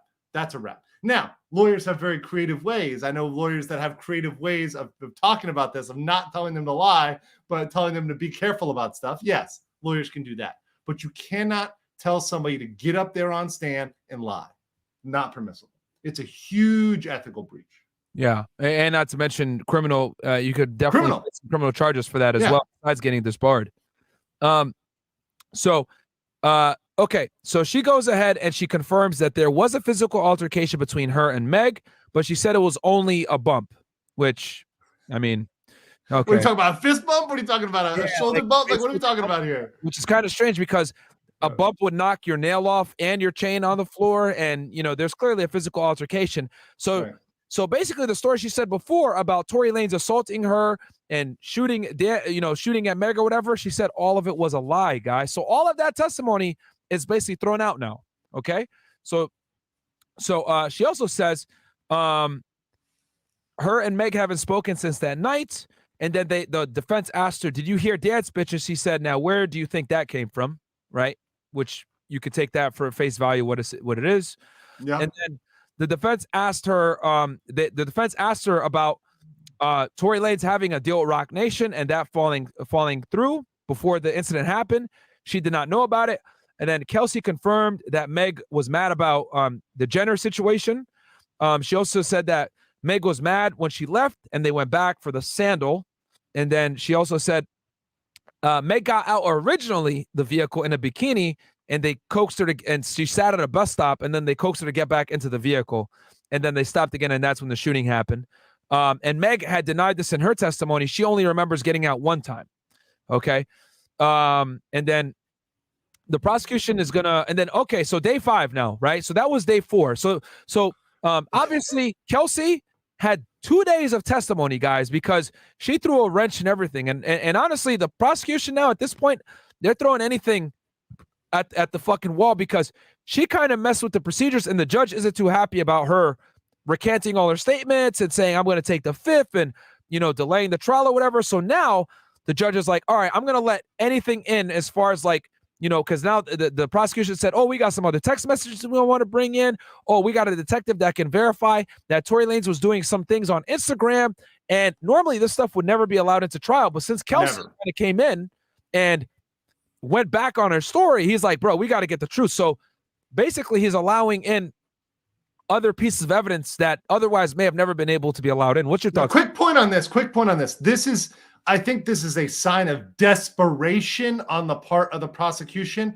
And understand, we always think about trial as trial, but a lot of lawyers forget, and even people out there forget, the appeal is very important as well. And the judge letting each piece of evidence, each single piece of evidence they allow in that they previously didn't, that they're making a judgment call to allow that piece of evidence in, whether it's a single text message, whether it's a video, a recording, whatever. Each piece of evidence is something that is potentially impermissible and giving them another grounds for appeal.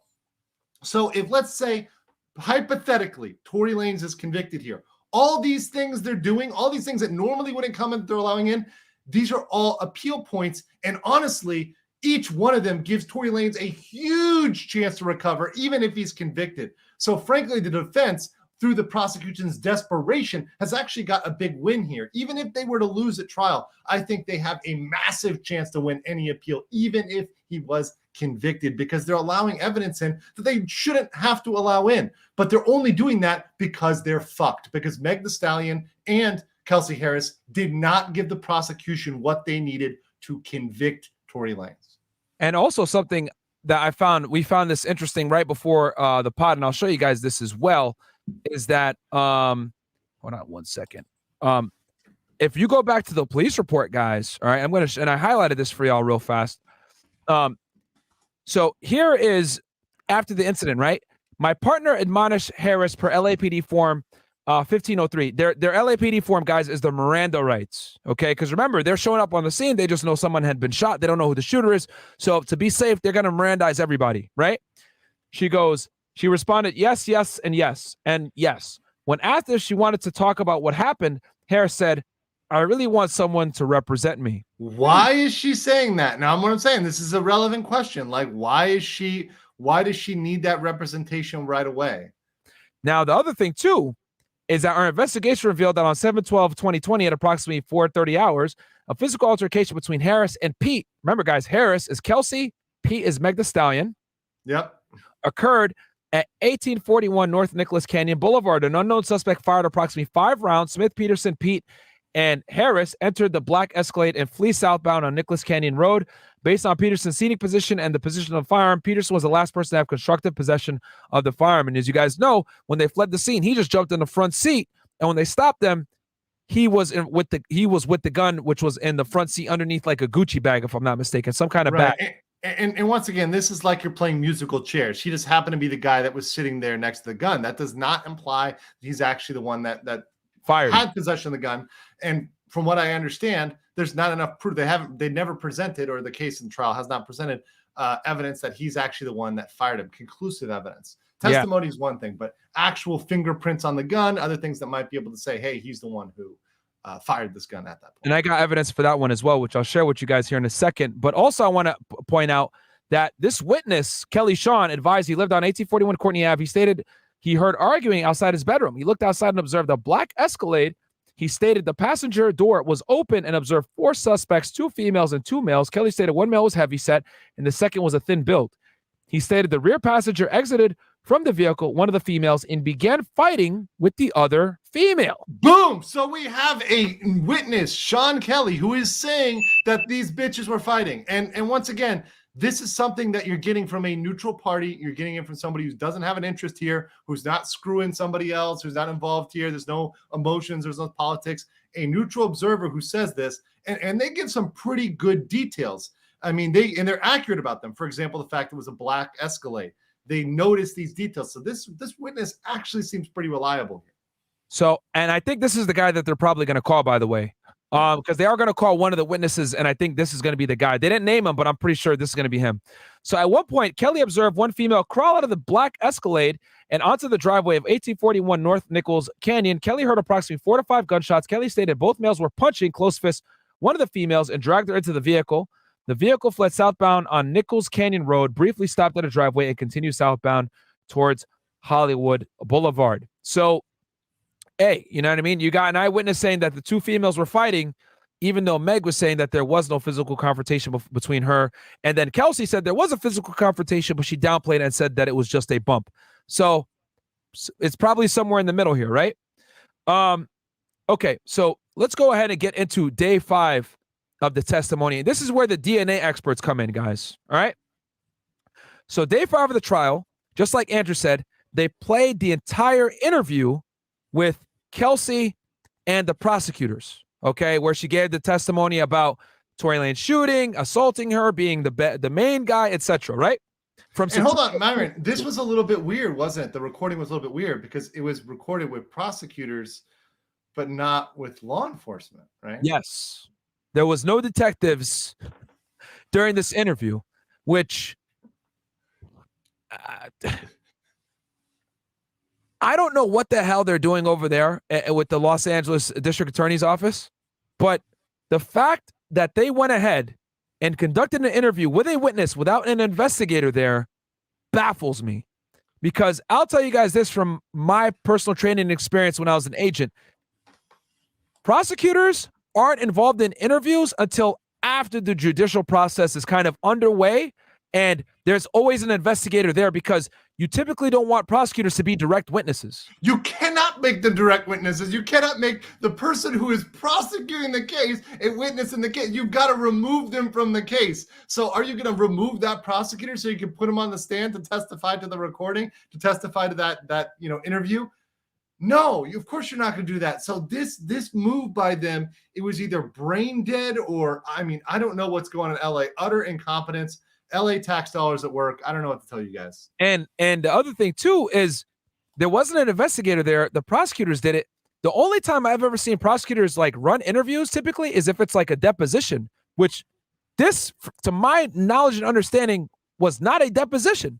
It was not a deposition. Otherwise, it would have been admitted. It would have been admitted if it was a deposition. You should tell them what a deposition is.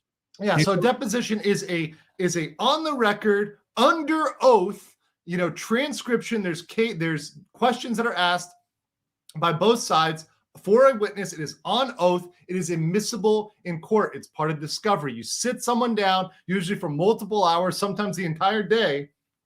You're peppered with questions. You're grilled with questions. You have to answer. Now, your counsel can make objections, and those objections are ruled on later as to what is admissible and inadmissible. But generally, you're asked questions, you have to answer, and then you go through it from both sides, and that is admissible in court. This recording was not a deposition because it was previously inadmissible in court, but only later, only because the prosecution's reputation was attacked, their credibility was attacked, the system was attacked, did the judge say, okay, now we're going to let this in. Yeah. And not only that, now that I think about it, yeah, because a deposition can be used without the person even being there. That's the whole purpose of doing a deposition. You do it so it stands by itself, and you don't even have to bring that witness in, because that witness was cross-examined by defense as well, because the defense has a right to be there at that deposition. And think of it as kind of like a recorded portion of the trial, right? And typically you do depositions when someone isn't going to be available, in rare situations where you think a witness might die because they're old or sick or something like that. Also to impeach a witness, right? So if you think a witness is going to lie, you depose them under oath, and you're like, okay, what is the truth? And what you're trying to do, particularly on cross, is get them saying something at trial that is not consistent with their under oath deposition. Because then, by the way, they're committing perjury. Now, I will say one thing about perjury really quickly, because I get a lot of questions on this. This is one of my most frequently asked questions about trials.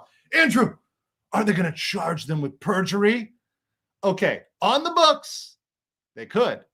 Are they going to in reality? No. Perjury is rarely ever charged against witnesses because the general principle, they don't want to discourage people from testifying. If the law enforcement, whether it's state, federal, whatever, was known to go after everybody, there would be no witnesses. It's got to be egregious for them to go after you for lying under oath. You know what I mean?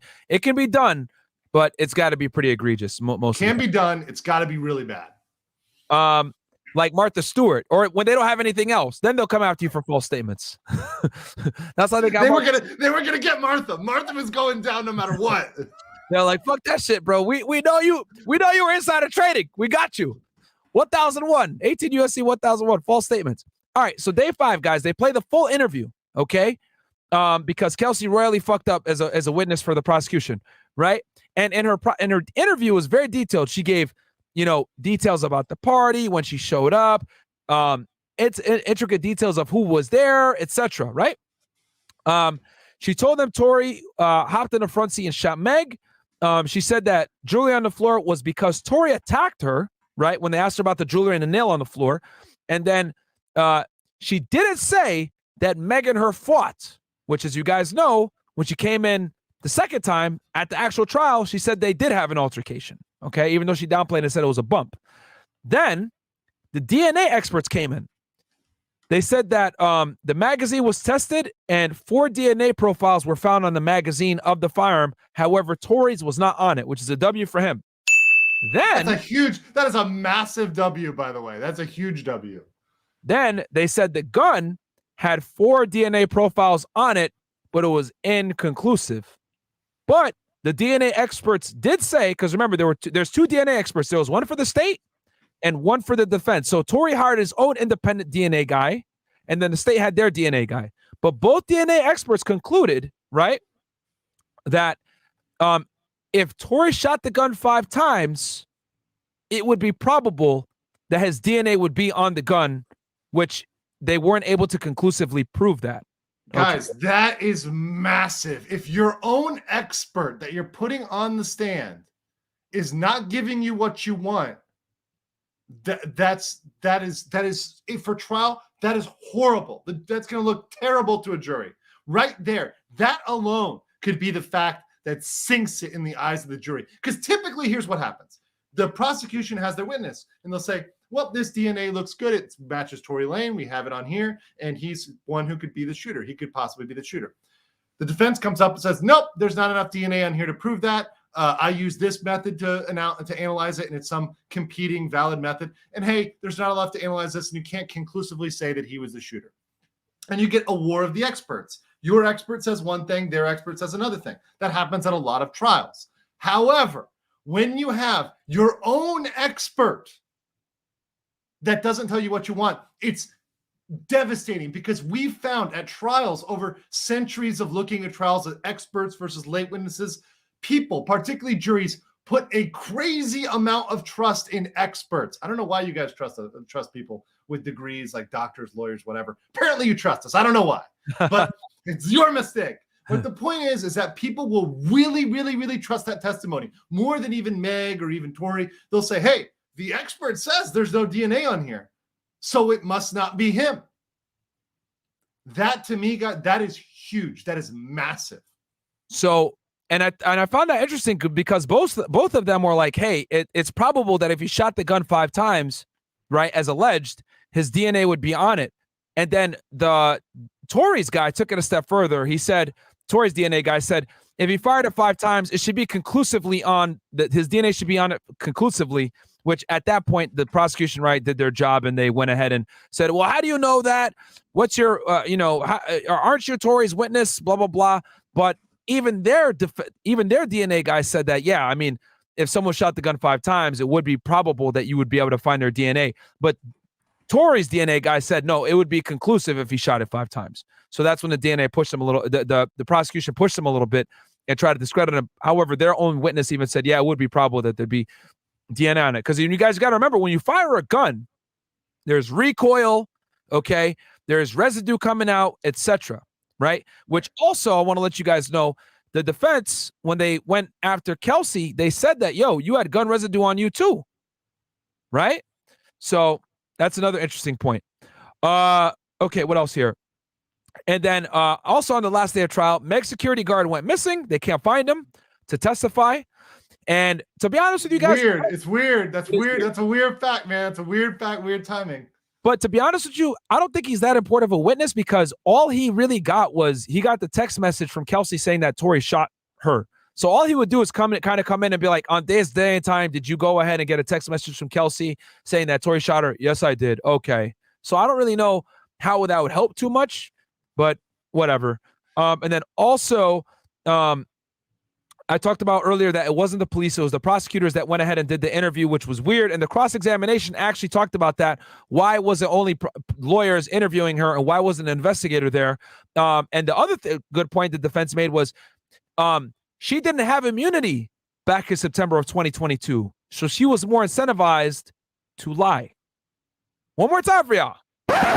She did not have immunity in September of 2022 when she went in and did the interview, so she was more incentivized to lie. So when she comes in under oath, she takes the fifth. Whoa, what the hell are you taking the fifth for? We already talked over this. And then she goes ahead and says, whoa, I want to take the fifth. Okay, we'll give you the immunity. Then she says, I lied to y'all back in September. That explains everything. That fits the theory of the case. Is that, especially the theory of the case, that Harris is culpable here, that Harris had a key in this. And once again, line it up with that motive. She just found, she's drunk, emotional, and she just found out her dude that she's fucking with is fucking all these other people. Wild. So that is what happened, guys, summarized over the 5 days, pretty much. So, Andrew, but you're expert. What do you think with all now the this get to so far? Looks really, really, really bad for the prosecution. There's almost none of these cases that none of these charges that they can get him on definitively. If they can prove that he actually touched the gun, which doesn't seem like there's any proof here, maybe they could get him for carrying a loaded firearm and not being the registered owner under California law, that one law that I said is probably violative of the Second Amendment, which is, by the way, why they have those laws, so they can get you on something.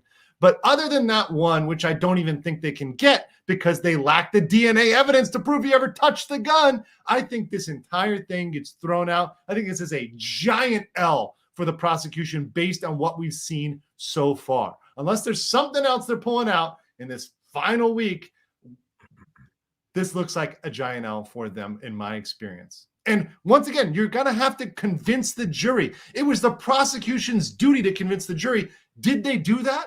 I don't know where. Where would they do that in this case? Yeah.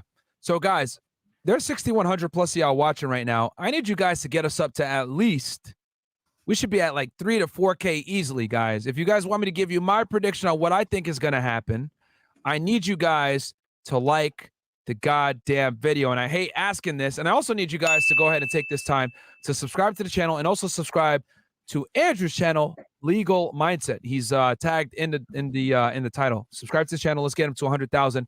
Guys, almost there, baby. I need you guys to like the video. I'm not going to go ahead and give you guys my prediction until I get this thing to at least 3K likes. We got to get the goddamn likes up. It's very easy. We gave you guys a whole bunch of sauce. While I wait for you guys to get the goddamn likes up, I'll go ahead and give you guys a quick recap on what happened. All right, on everything for the people that are. So first week of the trial began last Monday, guys. Okay, so day one, they went ahead with opening statements. We described what an opening statement is. The prosecution opened up painting Tory Lanez as the alleged shooter, right? And they opened up with "dance, bitch," and then, which is allegedly what Tory Lanez said when before he shot Meg. Then the defense went in with their theory that Kelsey was actually the shooter. There was gunshot residue on her as well, and that this wasn't necessarily an argument between her and Meg, or sorry, between Tory and Meg, rather an argument between Kelsey and Meg over the fact that Meg had slept with men that Kelsey had been involved with prior, to include Tory Lanez, the baby, and Ben Simmons, and maybe some other dudes, right? So Meg's sexual history definitely came into this. Then on day one, the law enforcement were pretty much brought in. On direct, everything went smooth because the prosecutors asking them questions. Then on cross, right, the defense basically were able to illustrate that the police did not follow standard evidentiary procedure correctly, and they didn't mark the evidence appropriately with the bullets and the blood at the crime scene. So there's no real definitive pattern, right, or movement that can be proven of the witness and / victim in this case. So they don't really know who shot who. Okay. So they attacked the evidence in that perspective, right, which is the defense's job. Then the prosecution was saying, hey, we got jail calls of Tory Lanez profusely apologizing when he was in prison. And, the defense's argument to that, well, you guys know now that he could have been apologizing for outing Meg's sexual history to Kelsey, which started the whole altercation and them fighting. So they created some more plausible deniability that he might have not been apologizing for shooting, because he never said, I'm sorry for shooting.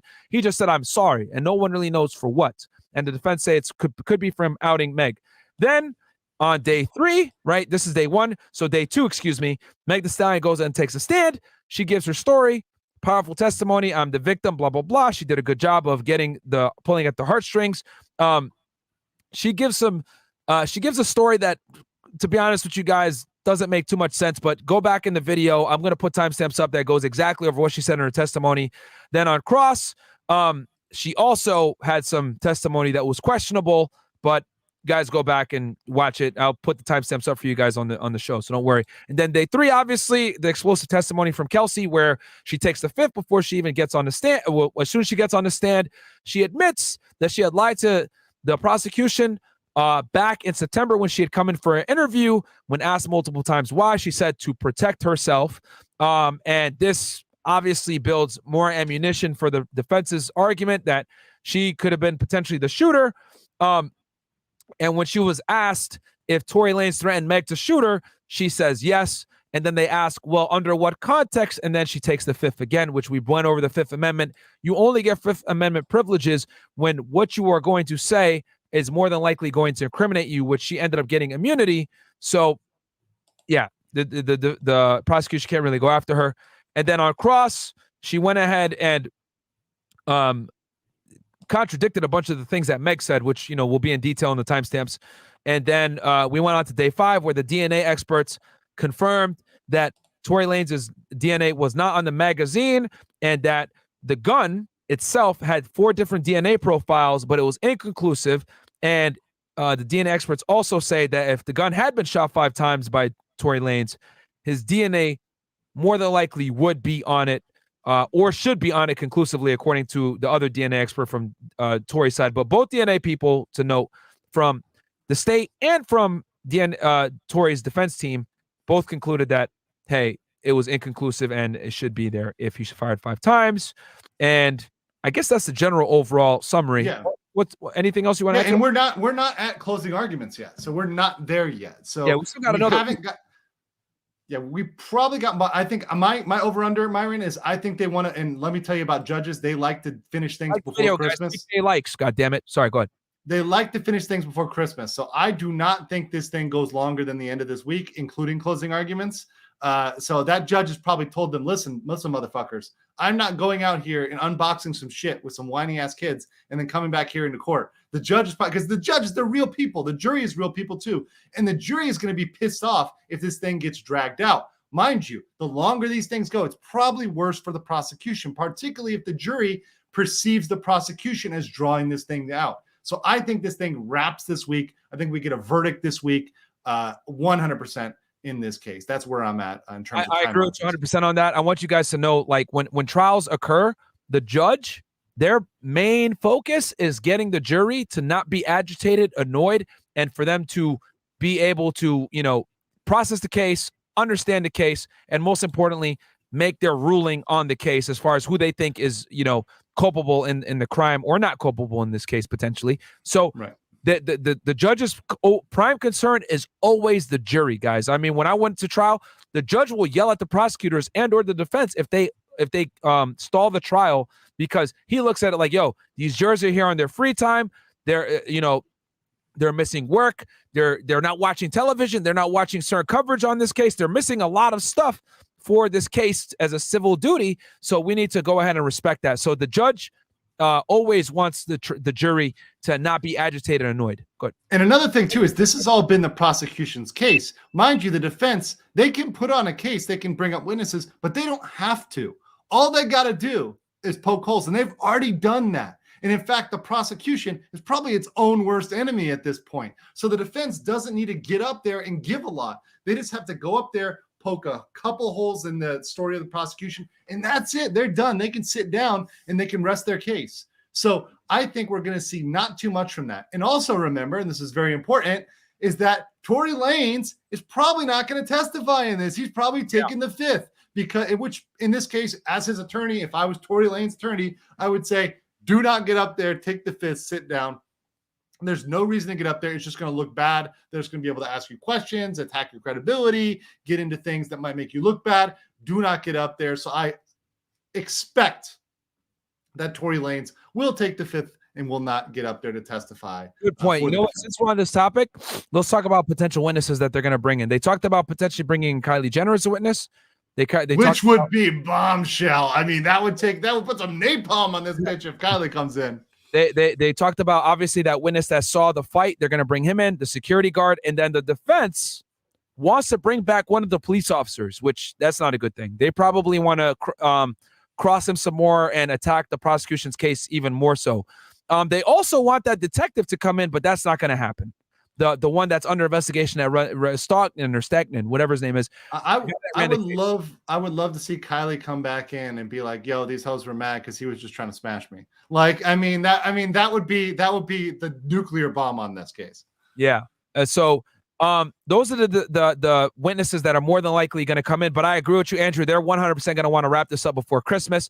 Yeah. He's not going to want the trial to lag on beyond Christmas. I think they're going to go at what they'll probably do is they'll probably finish all the witnesses by this week, get the jury to deliberate, and hopefully they can go ahead and get some kind of decision by the end of the week and, be done with it for Christmas, because Christmas is this weekend.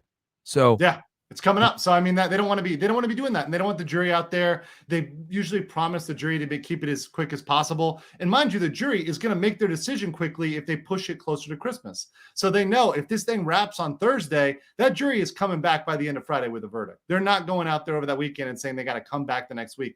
Mind you, you're paid a very low amount for this. This is not a profitable venture for you to be sitting in court. You are not paid a lot of money. This is not fun. This is not cool. It's a pain in your ass. Nobody wants to be there. They all just want to go home. So they are not going to be favoring the prosecution if the prosecution pushes this towards the weekend. They might just, if this wrapped on Friday morning, they might walk back in there before lunch and give a verdict saying, look, we already decided this guy's not guilty. So here's my prediction on it. And guys, get the likes up. So we went over everything. at this point, I would be shocked if Tory Lanez was found guilty. I would honestly be shocked because you guys got to remember, like I said at the top of the podcast, it's the prosecution's job to prove beyond a reasonable doubt, not probable cause, which is all the way down here. They need to prove beyond a reasonable doubt that Tory was the shooter, Tory was in possession of the firearm, Tory discharged the firearm, etc. The DNA evidence alone is inconclusive that he was the one that shot the gun 5 times, okay? And you got witness testimony that contradicts itself all over the place. Everyone was drunk. You got Meg Thee Stallion, the primary witness against Tory, lying on random interviews, giving contradictory statements to what the prosecution's even saying. Then the person that was supposed to be the prosecution's star witness gets on the stand, it takes the fifth, and then admits everything she told the prosecution was a lie. And then she goes ahead and says, I'm taking the fifth and I have to protect myself. Well, what the hell can that be insinuating? Well, it can insinuate that we already know that her and Meg were actually the ones arguing and fighting, right? And to include Tory as well. And there was a physical altercation. So now it's probable or possible that Kelsey shot Meg. Now, that is a legitimate theory now at this point. And guess what that does? That creates a magic term, which is reasonable doubt, my friends. And once there's reasonable doubt, which is the defense's job, you can't convict somebody because we don't know if he was the shooter definitively beyond a reasonable doubt. And I agree with you, Andrew, at this point, because some people said, oh, Tory's going to take the stand. Tory's going to take the stand. I mean, anytime I've ever seen a defense attorney put their witness on the stand, it's always been an L. It almost never works. Never. I mean, do you think they're going to put I think the only cases in which you have to do it are cases where it's self-defense. So we've looked at that in some of the officer shooting situations. Kyle Rittenhouse. You have to go on there to establish certain facts if it's a self-defense case. If it's not self-defense, if you're not up there asserting that I was in fear for my life personally and that is why I killed somebody, if it's not self-defense, there's no reason for you to be getting up there on the stand. None whatsoever. Especially in this case where one of the prosecution's witnesses did the work for you. Yes. So I only see it as problematic because it's not like Tory was sober. You know what I mean? And he remembers everything clear. Like, no, like I remember this and that. He was drunk too. So his testimony is not. Like Kelsey already did the work for him. To be honest with you, so I would be shocked if his defense put her on the stand. Put him on the stand at this point. Yeah, Tory Lanez would not be well served to be on the stand. Yeah, and frankly, I don't think even the bodyguard that was there that night, I think Jaquan Smith, I don't think he would be a good witness either. I think you just kind of want to have both of those guys off the stand. Yeah, and he, I'm surprised they didn't call him, but I mean, probably because he's a part of Tory's team. Yes, he's an employee of Tory's team, so they know there'd be, potential conflict there. Also, I mean, he could probably plead the fifth as well because he's implicated in potential crimes there, or as an accessory to potential crimes as an agent of Tory Lanez. Exactly, which is why I think that the prosecution was like, "No, fuck no, we're not." They're dumb. They're not dumb. They're not dumb. They're not going to. Yeah, they're not going to bring him on as a witness. The defense might put him on. And that now with all the craziness going on. And all the defense has been able to create a circus here to some degree, and their theory that Kelsey is the shooter now actually can stand because Kelsey is saying, "I take the fifth." Well, what would a rational person think? Why is she taking the fifth? Was she the shooter? Right. And then the way that she took the fifth was problematic because they're like, "All right, did Tory threaten Meg to shoot her?" Yes. Okay. Under what context did he threaten her? I take the fifth. What? Well, yeah, the context, because you need the context, because the context matters, and it's motivation. You need to prove motive. Why did Tory Lanez shoot Meg Thee Stallion? It's crazy, man. But my prediction is there is no way at this point that he's going to get convicted. And let's say he does get found guilty. He has appeal upon appeal that he could file on this thing. This thing was a clown world circus, which is common in state court. And by the way, not just for trial, but throughout the whole process of how the interviews were conducted, how things went down, evidence preservation. There's all sorts of issues with this trial. I think he would definitely win a appeal. which is why I think he probably doesn't have to worry too much about being deported. I think that he's probably all right on that because it probably will be his deportation, I imagine, will be stayed pending the appeal. I think they would let that resolve. What do you think was the biggest mess up from this overall, whether it be from the defense or from the state? Well, I think number one, having an expert get up there and testify against your interest, that is a massive fail. That's one. And the other one is obviously what happened with Kelsey Harris. To have somebody get up on the stand and drop that, and you haven't negotiated that beforehand, looks horrible to a jury. That looks like that person is guilty and they have something to hide. If the first word, remember what I said. What do they remember? The first thing and last thing. So same thing for a witness. They remember the first things the witness said and the last things the witness said. So the first thing they remember is I plead the fifth. And the last thing is, did the prosecution ask you to lie? Yes. Yeah. That's what they get from Kelsey Harris. Just those two things. That's not looking good. Even though she didn't say that the prosecution made her lie, the fact she said, well, the prosecution basically she said the prosecution pressured me. Yeah.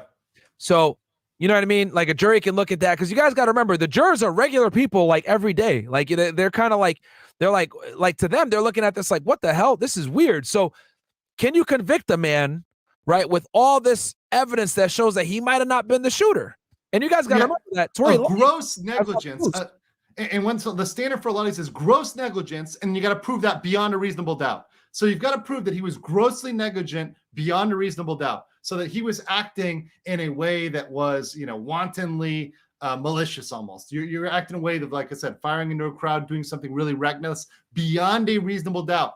They haven't even come to they haven't even beat 50%, right? They haven't even beat probability, flip of a coin that it was Tory Lanez.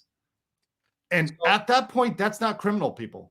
That might be civil. It ain't criminal. It's definitely not criminal. And by the way, I think they lose in a civil suit. I think Meg would never take him in a civil suit because I think even there, she cannot prove that he was the proximate cause of the damage. Oh, I'll tell you this. If he wins this thing, he has a defamation suit coming for her so bad. Oh, bro.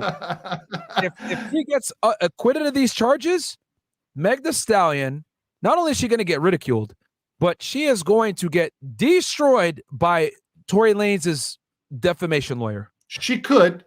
Now, it might be the bigger law might be in the media. The bigger L might be in the media, right? She's probably going to take a bigger L in the media that you win in defamation court. You're seeing even now in defamation court with Johnny Depp versus Amber Heard. Amber's appealing that already. So that's all cut up in the weeds for a while. It doesn't hit them right away.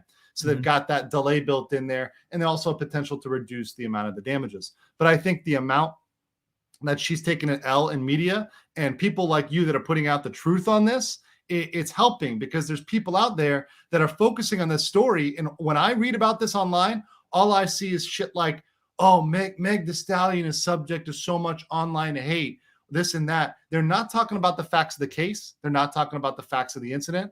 They're out there spouting bullshit. And there's certainly a lot of these people are not lawyers, and they're certainly not former law enforcement agents. So they don't know what the fuck they're talking about when they talk about this. And I'll tell you guys this. So I wrote down some of the mistakes that I think the prosecution's done on this thing. Number one, they clout chase this thing, man. Let's just keep it 1,000. You know what I mean? Like if this was just a regular situation with some regular people with these facts, I don't think the DA would go as hard as to take this thing.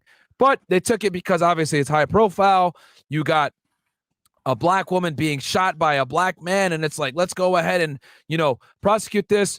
Meg is the victim, etc. So it's a clout chase, and this is, failed Los Angeles before. Obviously, look at the OJ trial, which is probably one of the biggest black guys in Los Angeles prosecutor history.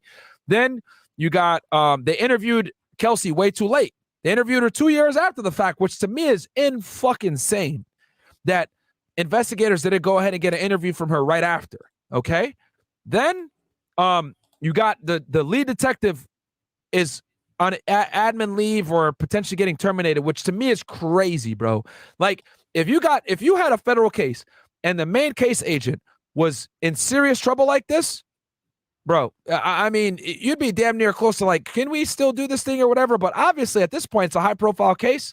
The DA can't dismiss the case, right? So they had to see it through. That's why you got a detective that comes in. Oh yeah, I listened to the jail calls a week ago. What the fuck? Yo, This case has been going on for 2+ years. You're telling me that you just listened to the jail calls a week ago when this shit happened back in July of 2020? What the hell are you talking about? That is sloppy. That is sloppy for especially when you have somebody that's of the profile of Tory Lanez. You need to take this shit serious. So you can't just half-ass this. Like, that's not possible. So one of the detectives, I listened to it last week. Incredible. So that's how I knew that they just brought some random guy in to take over this case because this other guy got in trouble. And let me be honest with y'all. Anytime you absolve a case from someone else and it gets dropped on your lap, you're not going to take it as serious because it's not your baby. If anything, I guarantee you the LAPD is like, fuck, bro. I don't want to do this shit. This is a pain in the ass. This is bringing all this media scrutiny. Like, this is annoying, you know? And then also the police that arrived on the scene, not properly cordoning off the area and marking the bullet cases and everything properly, big fucking L for them as well. You know, because the number one way to destroy a case from the police is to attack the evidence and attack the way in which the evidence was gathered. In this case, you got a detective that's in trouble administratively that has Giglio issues. Now you also got police officers that showed up at the scene that didn't gather the evidence properly so that you can have a clear picture of what the hell happened. You got DNA experts saying, yo, we can't conclusively say that Tory Lanez DNA is on the gun, okay? But if he did shoot it 5 times, we should probably see his DNA on the gun. None of this is a W for the prosecution. It's a big L altogether. So this all together put, Kelsey going at their primary witness, taking the fifth, and the inference that she could have been potentially the shooter, all of this has created reasonable doubt that Tory Lanez is innocent, and I would be shocked if they found him guilty. There's no way. There's no way. And from what I've seen, the jury's already kind of been like, what the hell is going on? When Kelsey took the fifth and gave contradictory statements, they were like, whatever. And then you got Meg Thee Stallion lying on other interviews and then coming in under oath and then giving another story. So what, bro? Literally, the prosecution. The prosecution does not have a single credible witness. Fact. A single credible, especially the eyewitness testimony. It doesn't have one. This is a case where, frankly, I am shocked they brought this, based on the lack of credibility for these witnesses. You gotta have one. You gotta have one. Yo, now that you say that, yo, the prosecution doesn't have one credible witness. Even the detective that ran this case is under investigation. What the fuck is going on, bro? You're right. They really don't even have one credible witness. No, not even their, and their expert didn't even help them out. This is so bad. This is like literally, are you guys making a mockery? Like, is this a game to you guys? Like, fucking with somebody's life? Like, the ability to get him deported? Is this a fucking game to you that you brought this? And that's why you guys say there's definitely political pressure. There's there's something going on here to bring this case, because this is just absolutely a clown show. This would not be brought in most jurisdictions where I've, litigated, where I've, served, where I've been. It's been something that really hasn't come up in anything I've seen based on this lack of evidence. They wouldn't even indict. No. I don't even think, or if they did indict, they would dismiss the indictment after shit like this. And the other thing too, by the prosecution that really shocks me, do you guys not fucking prepare your witnesses? Like, what the hell is this? If you go to trial, you got to prepare your witnesses. Like, how do you have a witness come in and take the fifth? That tells me they did not prepare her. That's crazy to me, bro. That is crazy to me. This is just sloppy police work, inexperienced prosecutors, clout chasing DA's office, trying to go ahead and get a high profile case, regardless of what the evidence is. Like, you said it perfectly. They don't have one credible witness on the prosecution side. And guys, trust me, I looked at this case like, okay, let's see what Meg got to say. I did look at it impartially, but as I continue to go through the evidence, listen to the testimony, everything else, bro, this is a fucking L for the prosecution all the way. Like, and that's how I started too, Myron, because we all come in with our opinions, right? And we all have our biases, right? But I come in like, okay, let me look at the legal perspective, which is agnostic to, biases and prejudice and whatever. And let me look at the jury's perspective. How is this jury going to view this? And it doesn't look good. I don't give a shit whether they've listened to WAP or not. This does not look good. This does not sound good, right? Don't die there, Myron. But it does not matter. It literally does not matter, because this looks like there's a bunch of liars for the prosecution, and they've really not got shit on this guy they've got accused, and they're trying to lock him up for a long time, a significant period of time. Tory has a lot to lose here, man, because not only is he going to go to prison, he's gonna get deported. He's going to get deported. He'll never be able to come back to the United States again. He will be an excluded alien, right? Which means he can't come back, which means he can't do shows in the U.S. He can't perform in the U.S. He can't do anything. And for anyone that knows anything about the music industry, most artists make most of their money from touring and doing appearances and doing club walkthroughs. That's especially in the U.S. Especially in the U.S. Like definitely in the U.S. So he would have to rely on the Canadian audience and being international, which he would still do okay, but he will lose a significant amount of money. And here's the thing y'all don't know too. Tory's already been blackballed by the industry, like significantly since this, because like Meg, right, is smart. She went ahead and took the victim route. And not only did she take the victim route, I'm a black woman and I was victimized. Yeah, that's double. That's 2 points. Yeah, immediately she's going to get public sympathy. Yeah. We live in a world nowadays where it's believe all women. You know, we saw the same thing happen with Johnny Depp and Amber Heard, right? And hey, man. And we're seeing, and Myron, the thing is, like, you know, and I know you try to keep the two things separate, but the thing is, we're seeing more and more bleed over this into the courtroom, and we're seeing more and more how mainstream media and pop culture is trying to literally impact the courtroom. They're trying to lay down cover fire. They're trying to lay down a narrative, and they're also trying to tell you, as the case is going on, as we're literally seeing these facts, they're trying to tell you, oh, but Meg is still the victim here, guys. They're literally trying to gaslight you live and pretend like everybody is an idiot who can't just pay attention to the trial, watch, see what actually happens. They're just lying and lying and lying. And we're seeing this on a regular basis, which is really that nexus of law and pop culture, which I'm always here for, because it's infecting all aspects of our life. Yeah, because that's the one place, Myron, I think, where we can say, hey, the process is pretty fair. And the fact that it's fair, the fact that it works out, not all the time. Not all the time. Sometimes it's unfair. But the fact that it works out, at least more often than not, they don't like that, because in the courtroom, it's facts over feelings. Big facts, man. And modern day America, modern day Western Europe, you know, Canada, we can't deal with that. Not we, because obviously Myron and I can deal with it. But most people out there cannot deal with facts over feelings. And courtrooms get rid of that. They get rid of the bullshit. They get rid of the lies, and they call you out. If you've said something that's a lie, they call you out on it. That's something mainstream media doesn't do. It doesn't happen really anywhere except for in the courtroom. Absolutely, man. And that's why rule of law and, you know, you got to come in with facts and not feelings. It's so important. I mean, we live in a world now where, you know, that woman, I forget the lady's name that was writing a book, but she came out of nowhere and just accused Brett Kavanaugh of like assaulting her like 30, 40 years ago. And I was like, what the hell? And the dude had to actually take the stand. He had to go ahead and give a whole testimony under oath about I didn't do this, blah, blah, blah. And off of an allegation with zero proof. We live in a crazy world now, guys, where it's believe all women or whatever. And I'm glad that these cases are kind of being, you know, brought out into the limelight, and you guys are seeing, yo, women are capable of lying too. You know Oh yeah. We got this case. Shit, I've been covering Courtney Clenny. That one got bumped, but that one's gonna be big when it goes down. I mean, you're seeing update on that one, Courtney Clenny. Yeah, it got bumped. It got bumped for some guys. Just so y'all know, this is the OnlyFans girl that stabbed their boyfriend right here in Miami up the road. Andrew's been following that one very closely. We should probably do a breakdown on that one, actually. We definitely will, especially when it gets closer to the actual trial. It got bumped till February. I'm not sure whether the trial is going to actually go in February or not. There's a hearing then, so they'll probably set it. They'll probably set it either near, Florida. You know, it's Florida. It takes them forever, bro. Florida, California, and Texas are the worst fucking states, bro. They never. I'm gonna tell you one thing. If you waive your right to a speedy trial in Florida, you are fucking waiving your right. You're giving them the infinite ability to extend that thing forever. And a lot of defense attorneys will tell you to extend it. 3 or 4 years. Do not do it.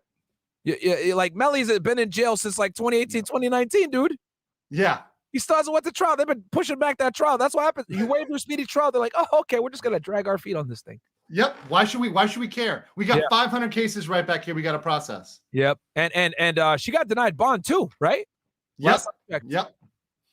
Yeah. She got denied bond because she's clearly a flight risk. She transferred $1 million to her dad, you know, She literally was up in Hawaii, and her dad's been there, by the way, the entire time on the footage. If you look through the footage, been simping for her the entire time. That dad's been enabling her bad behavior, right?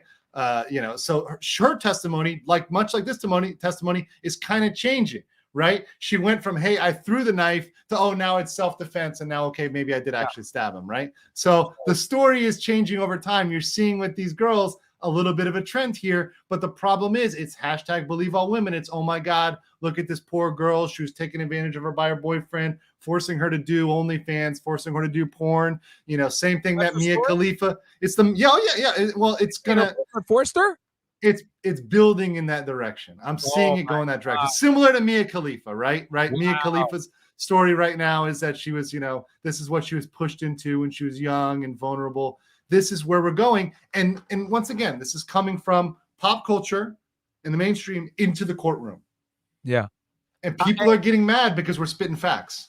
Dude, you know what's crazy about this Courtney Clenny story? Because I remember she originally said she threw the knife, and then they were like, that doesn't make sense because the force at which the knife hit him is indicative of someone actually stabbing him. There's no way you could have thrown it with that much force to hit him.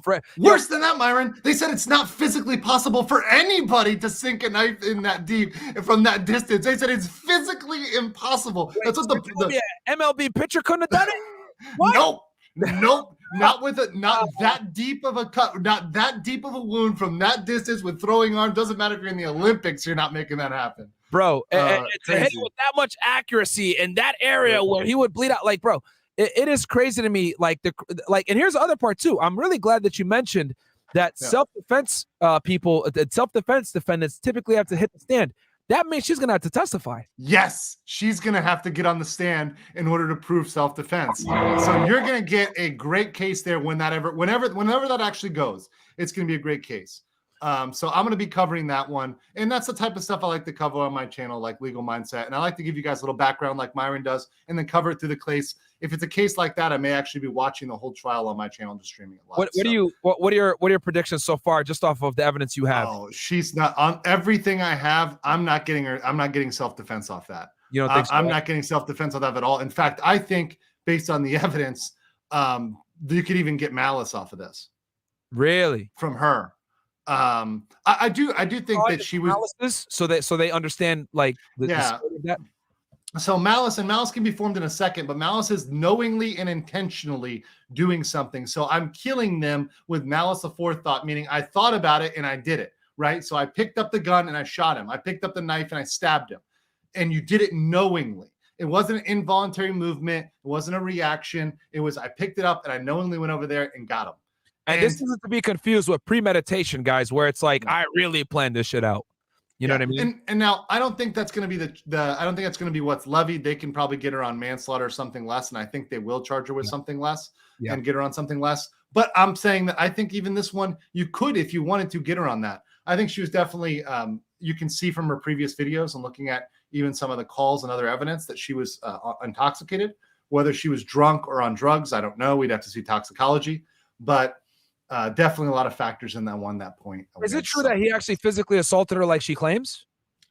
There was no proof of that. I don't think that I've seen so far. Unless they got evidence that we don't know about, and they've got their own medical expert they're going to enter, right? These are all things for trial where they might get their own expert in there and say, oh, look, she had this and this on her, which were indicating physical abuse. And then the prosecution could get up their witness and say, nope, this could be this dumb hoe falling drunk down the stairs, and this is why she got this injury, right? And there's video of her assaulting him in an elevator, and then on top of that, I heard friends. I mean, correct me if I'm wrong here. I heard there was friends that had seen her beat on him, but never him beat on. Yes. There's friends that have testified that have come out and put that out there that they've seen her beating on him, her taking advantage of him, and that she targets rich black simps. That's literally what the words were from the friends. Oh God. So there's a lot of stuff going on there. Yeah, because he was like a crypto trader or something like that, if I'm not mistaken. It's something in that field, dude. I mean, look, this is an L all around. I mean, at the end of the day, it sucks because the guy lost his life, but this is why I tell y'all, man, you got to be careful with these women sometimes, man. Like, this is wild stuff. You got Amber Heard lying on Johnny Depp saying he did all this stuff to her. All of it was false. She ends up taking the L. Now you got Meg Thee Stallion saying Tory Lanez shot her. Nothing to corroborate that. She's over here lying in interviews. Her testimony is contradictory to her best friend's testimony. You got Courtney Clenny over here saying she threw a knife at her boyfriend with perfect precision and hit him in that aortic valve and he bled out. Meanwhile, a fucking MLB pitcher can't even throw it that hard. Like, bruh, what the fuck is going on here, man, with these girls? It's wild. It's wild. And the last thing you want to do is lose your life, right? You want to lose your life simping. Look, because at the end of the day, even if she's guilty, a human life was lost. Mm-hmm. Like, that's not coming back. Like, a guilty verdict doesn't resurrect this guy from the grave, right? He died for this. Yep. So you don't want to be out there simping or white knighting or whatever and ending up dead, because we'll hear your case, we'll cover it. I'll come out there and push for justice, but it's not going to bring your life back. So the best thing is preventative medicine if you're watching this. Yeah, you guys just got to be careful, bro. Like, you got 3 instances here. This is 2022 is about to be the year of the L. Like 2022, like 2022, like going into 2023, 2024, because Clenny's probably going to go on trial. Yeah. It's going to be the year of just exposing girls that lie on dudes, bro. Yep. Like, this is crazy.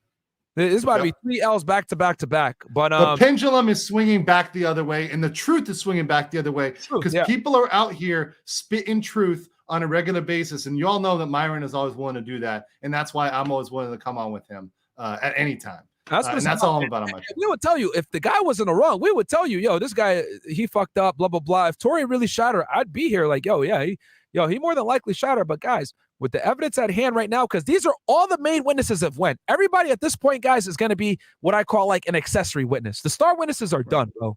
All right. So off of the main testimony, what's the witness going to say? Oh, I saw the girls fighting. We know that already. What's the other police officer going to say? Well, the defense is going to come in and tear him up. That's only going to help the defense. So who's the prosecution going to call? They have no one else to really call. That's pretty much it. And just like Andrew said perfectly, they don't have one credible witness, man. So anyway, it is what it is, man. We'll see what happens this week. I think they're going to wrap it up. We'll see what happens. But Andrew, where can the people find you?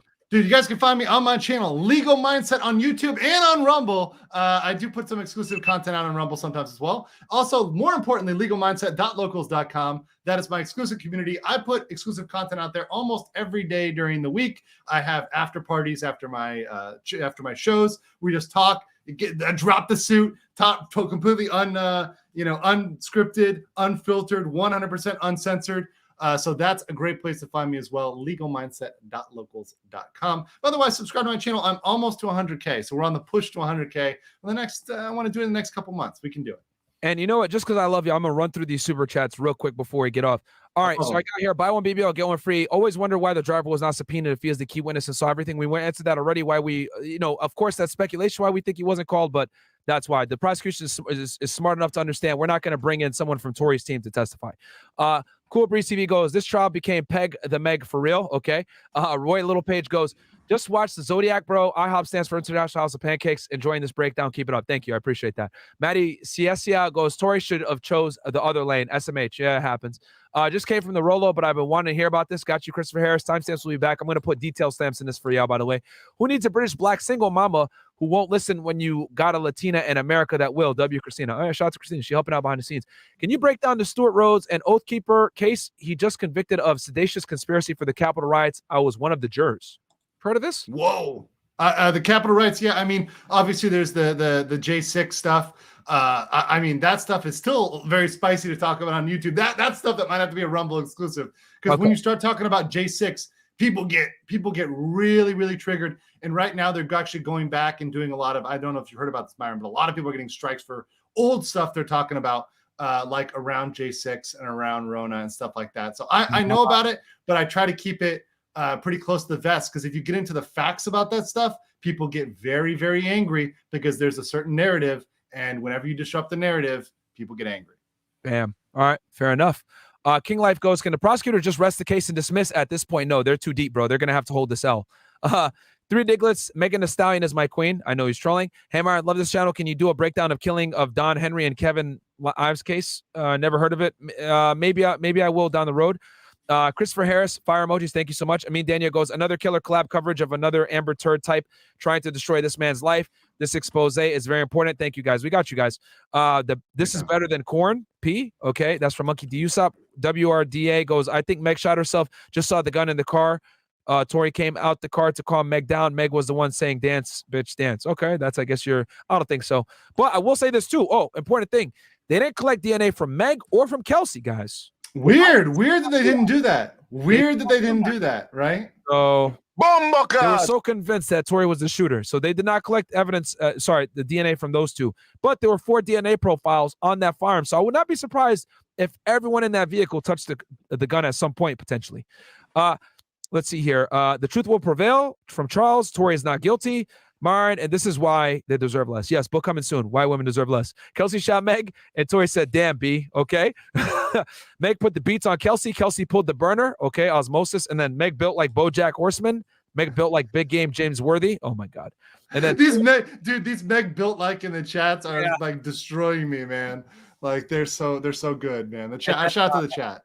And then someone said here from Terry Brown, Ebro and Maul should be embarrassed. I don't know why. I don't know if I don't know why they should be embarrassed. Maybe they said something to the contrary of what we said. But y'all got the facts now, man, pretty much. This is the testimony from 5 days of trial. The main stuff was covered this week, guys. Anything else at this point, the witness put all their best stuff out there, and it was an L. I'm just going to be sitting with popcorn, waiting for the closing argument. And I'm going to cover that. I'll probably do that whenever it comes out, because I just want to see what they have to say. Like, what shit are they going to try to say to salvage this? Like, what are they going to say at the closing? When you do it, to make this look. Yeah, I'll let you know. I'll let you know. We'll react to it together and see what happens. Yeah, that could be a great one, because I mean, like, honestly, like, shit, it's this at this point is insane. It's really insane. Absolutely. Guys, I hope you guys enjoyed this stream, bro. This was probably the most definitive, most comprehensive breakdown on this trial on YouTube, because you got 2 experts, someone that's been to trial before in a criminal case and ran a trial as the lead investigator. You got a practicing attorney who's actually litigated. A lot of you attorneys have never argued in court before, which is a big fucking problem, right? So, guys, hope you enjoyed that breakdown. I'm going to put detailed timestamps in here, day by day, witness by witness, portion by portion, definitions, all that stuff is going to be in the description box. So this will be your one-stop shop to get the stuff. Make sure you subscribe to Legal Mindset, okay? Get him to 100,000. I want you guys to prioritize his channel over mine. I don't even give a fuck. I him 100K. Help him hit 100,000. Like the video. Hope you guys enjoyed this one. And Andrew, I'll give you the last word. What do you got to say to people? All right, man. Come over there, guys. Make sure you're subscribed. Make sure you're checking in. Also, subscribe to Myron. And make sure you're staying tuned with all your favorite creators, because, guys, a rising tide rises all boats. We all grow together, and we all come together to give you facts over feelings. Bam. Couldn't have said it better myself. Peace out, guys. I'll see you on the next episode of Fed It, probably on Thursday. BTK, I'm thinking. Later. I was a special agent with Homeland Security Investigations, okay, guys? HSI. The cases that I did mostly were human smuggling and drug trafficking. No one else has these documents, by the way. Here's what Fed It covers. Dr. Lafredo confirmed lacerations due to stepping on glass. Murder investigations. You see him reaching in his jacket. You don't know. And he's positioning. Been on February 13, 2019. You're facing 2 counts of premeditated murder, Racketeering and RICO conspiracy. Young Slime Life, here and after referred to as YSL. The defendants 6ix9ine, and then this is Billy Seiko right here. Now, when they first started, guys, 6ix9ine ran. I'm a Fed. I'm watching this music video. I'm bobbing my head like, hey, this shit lit. But at the same time, I'm pausing. Oh, wait, who this? Right? Oh, who's that in the back? Firearms and violent crime. AKA Pusha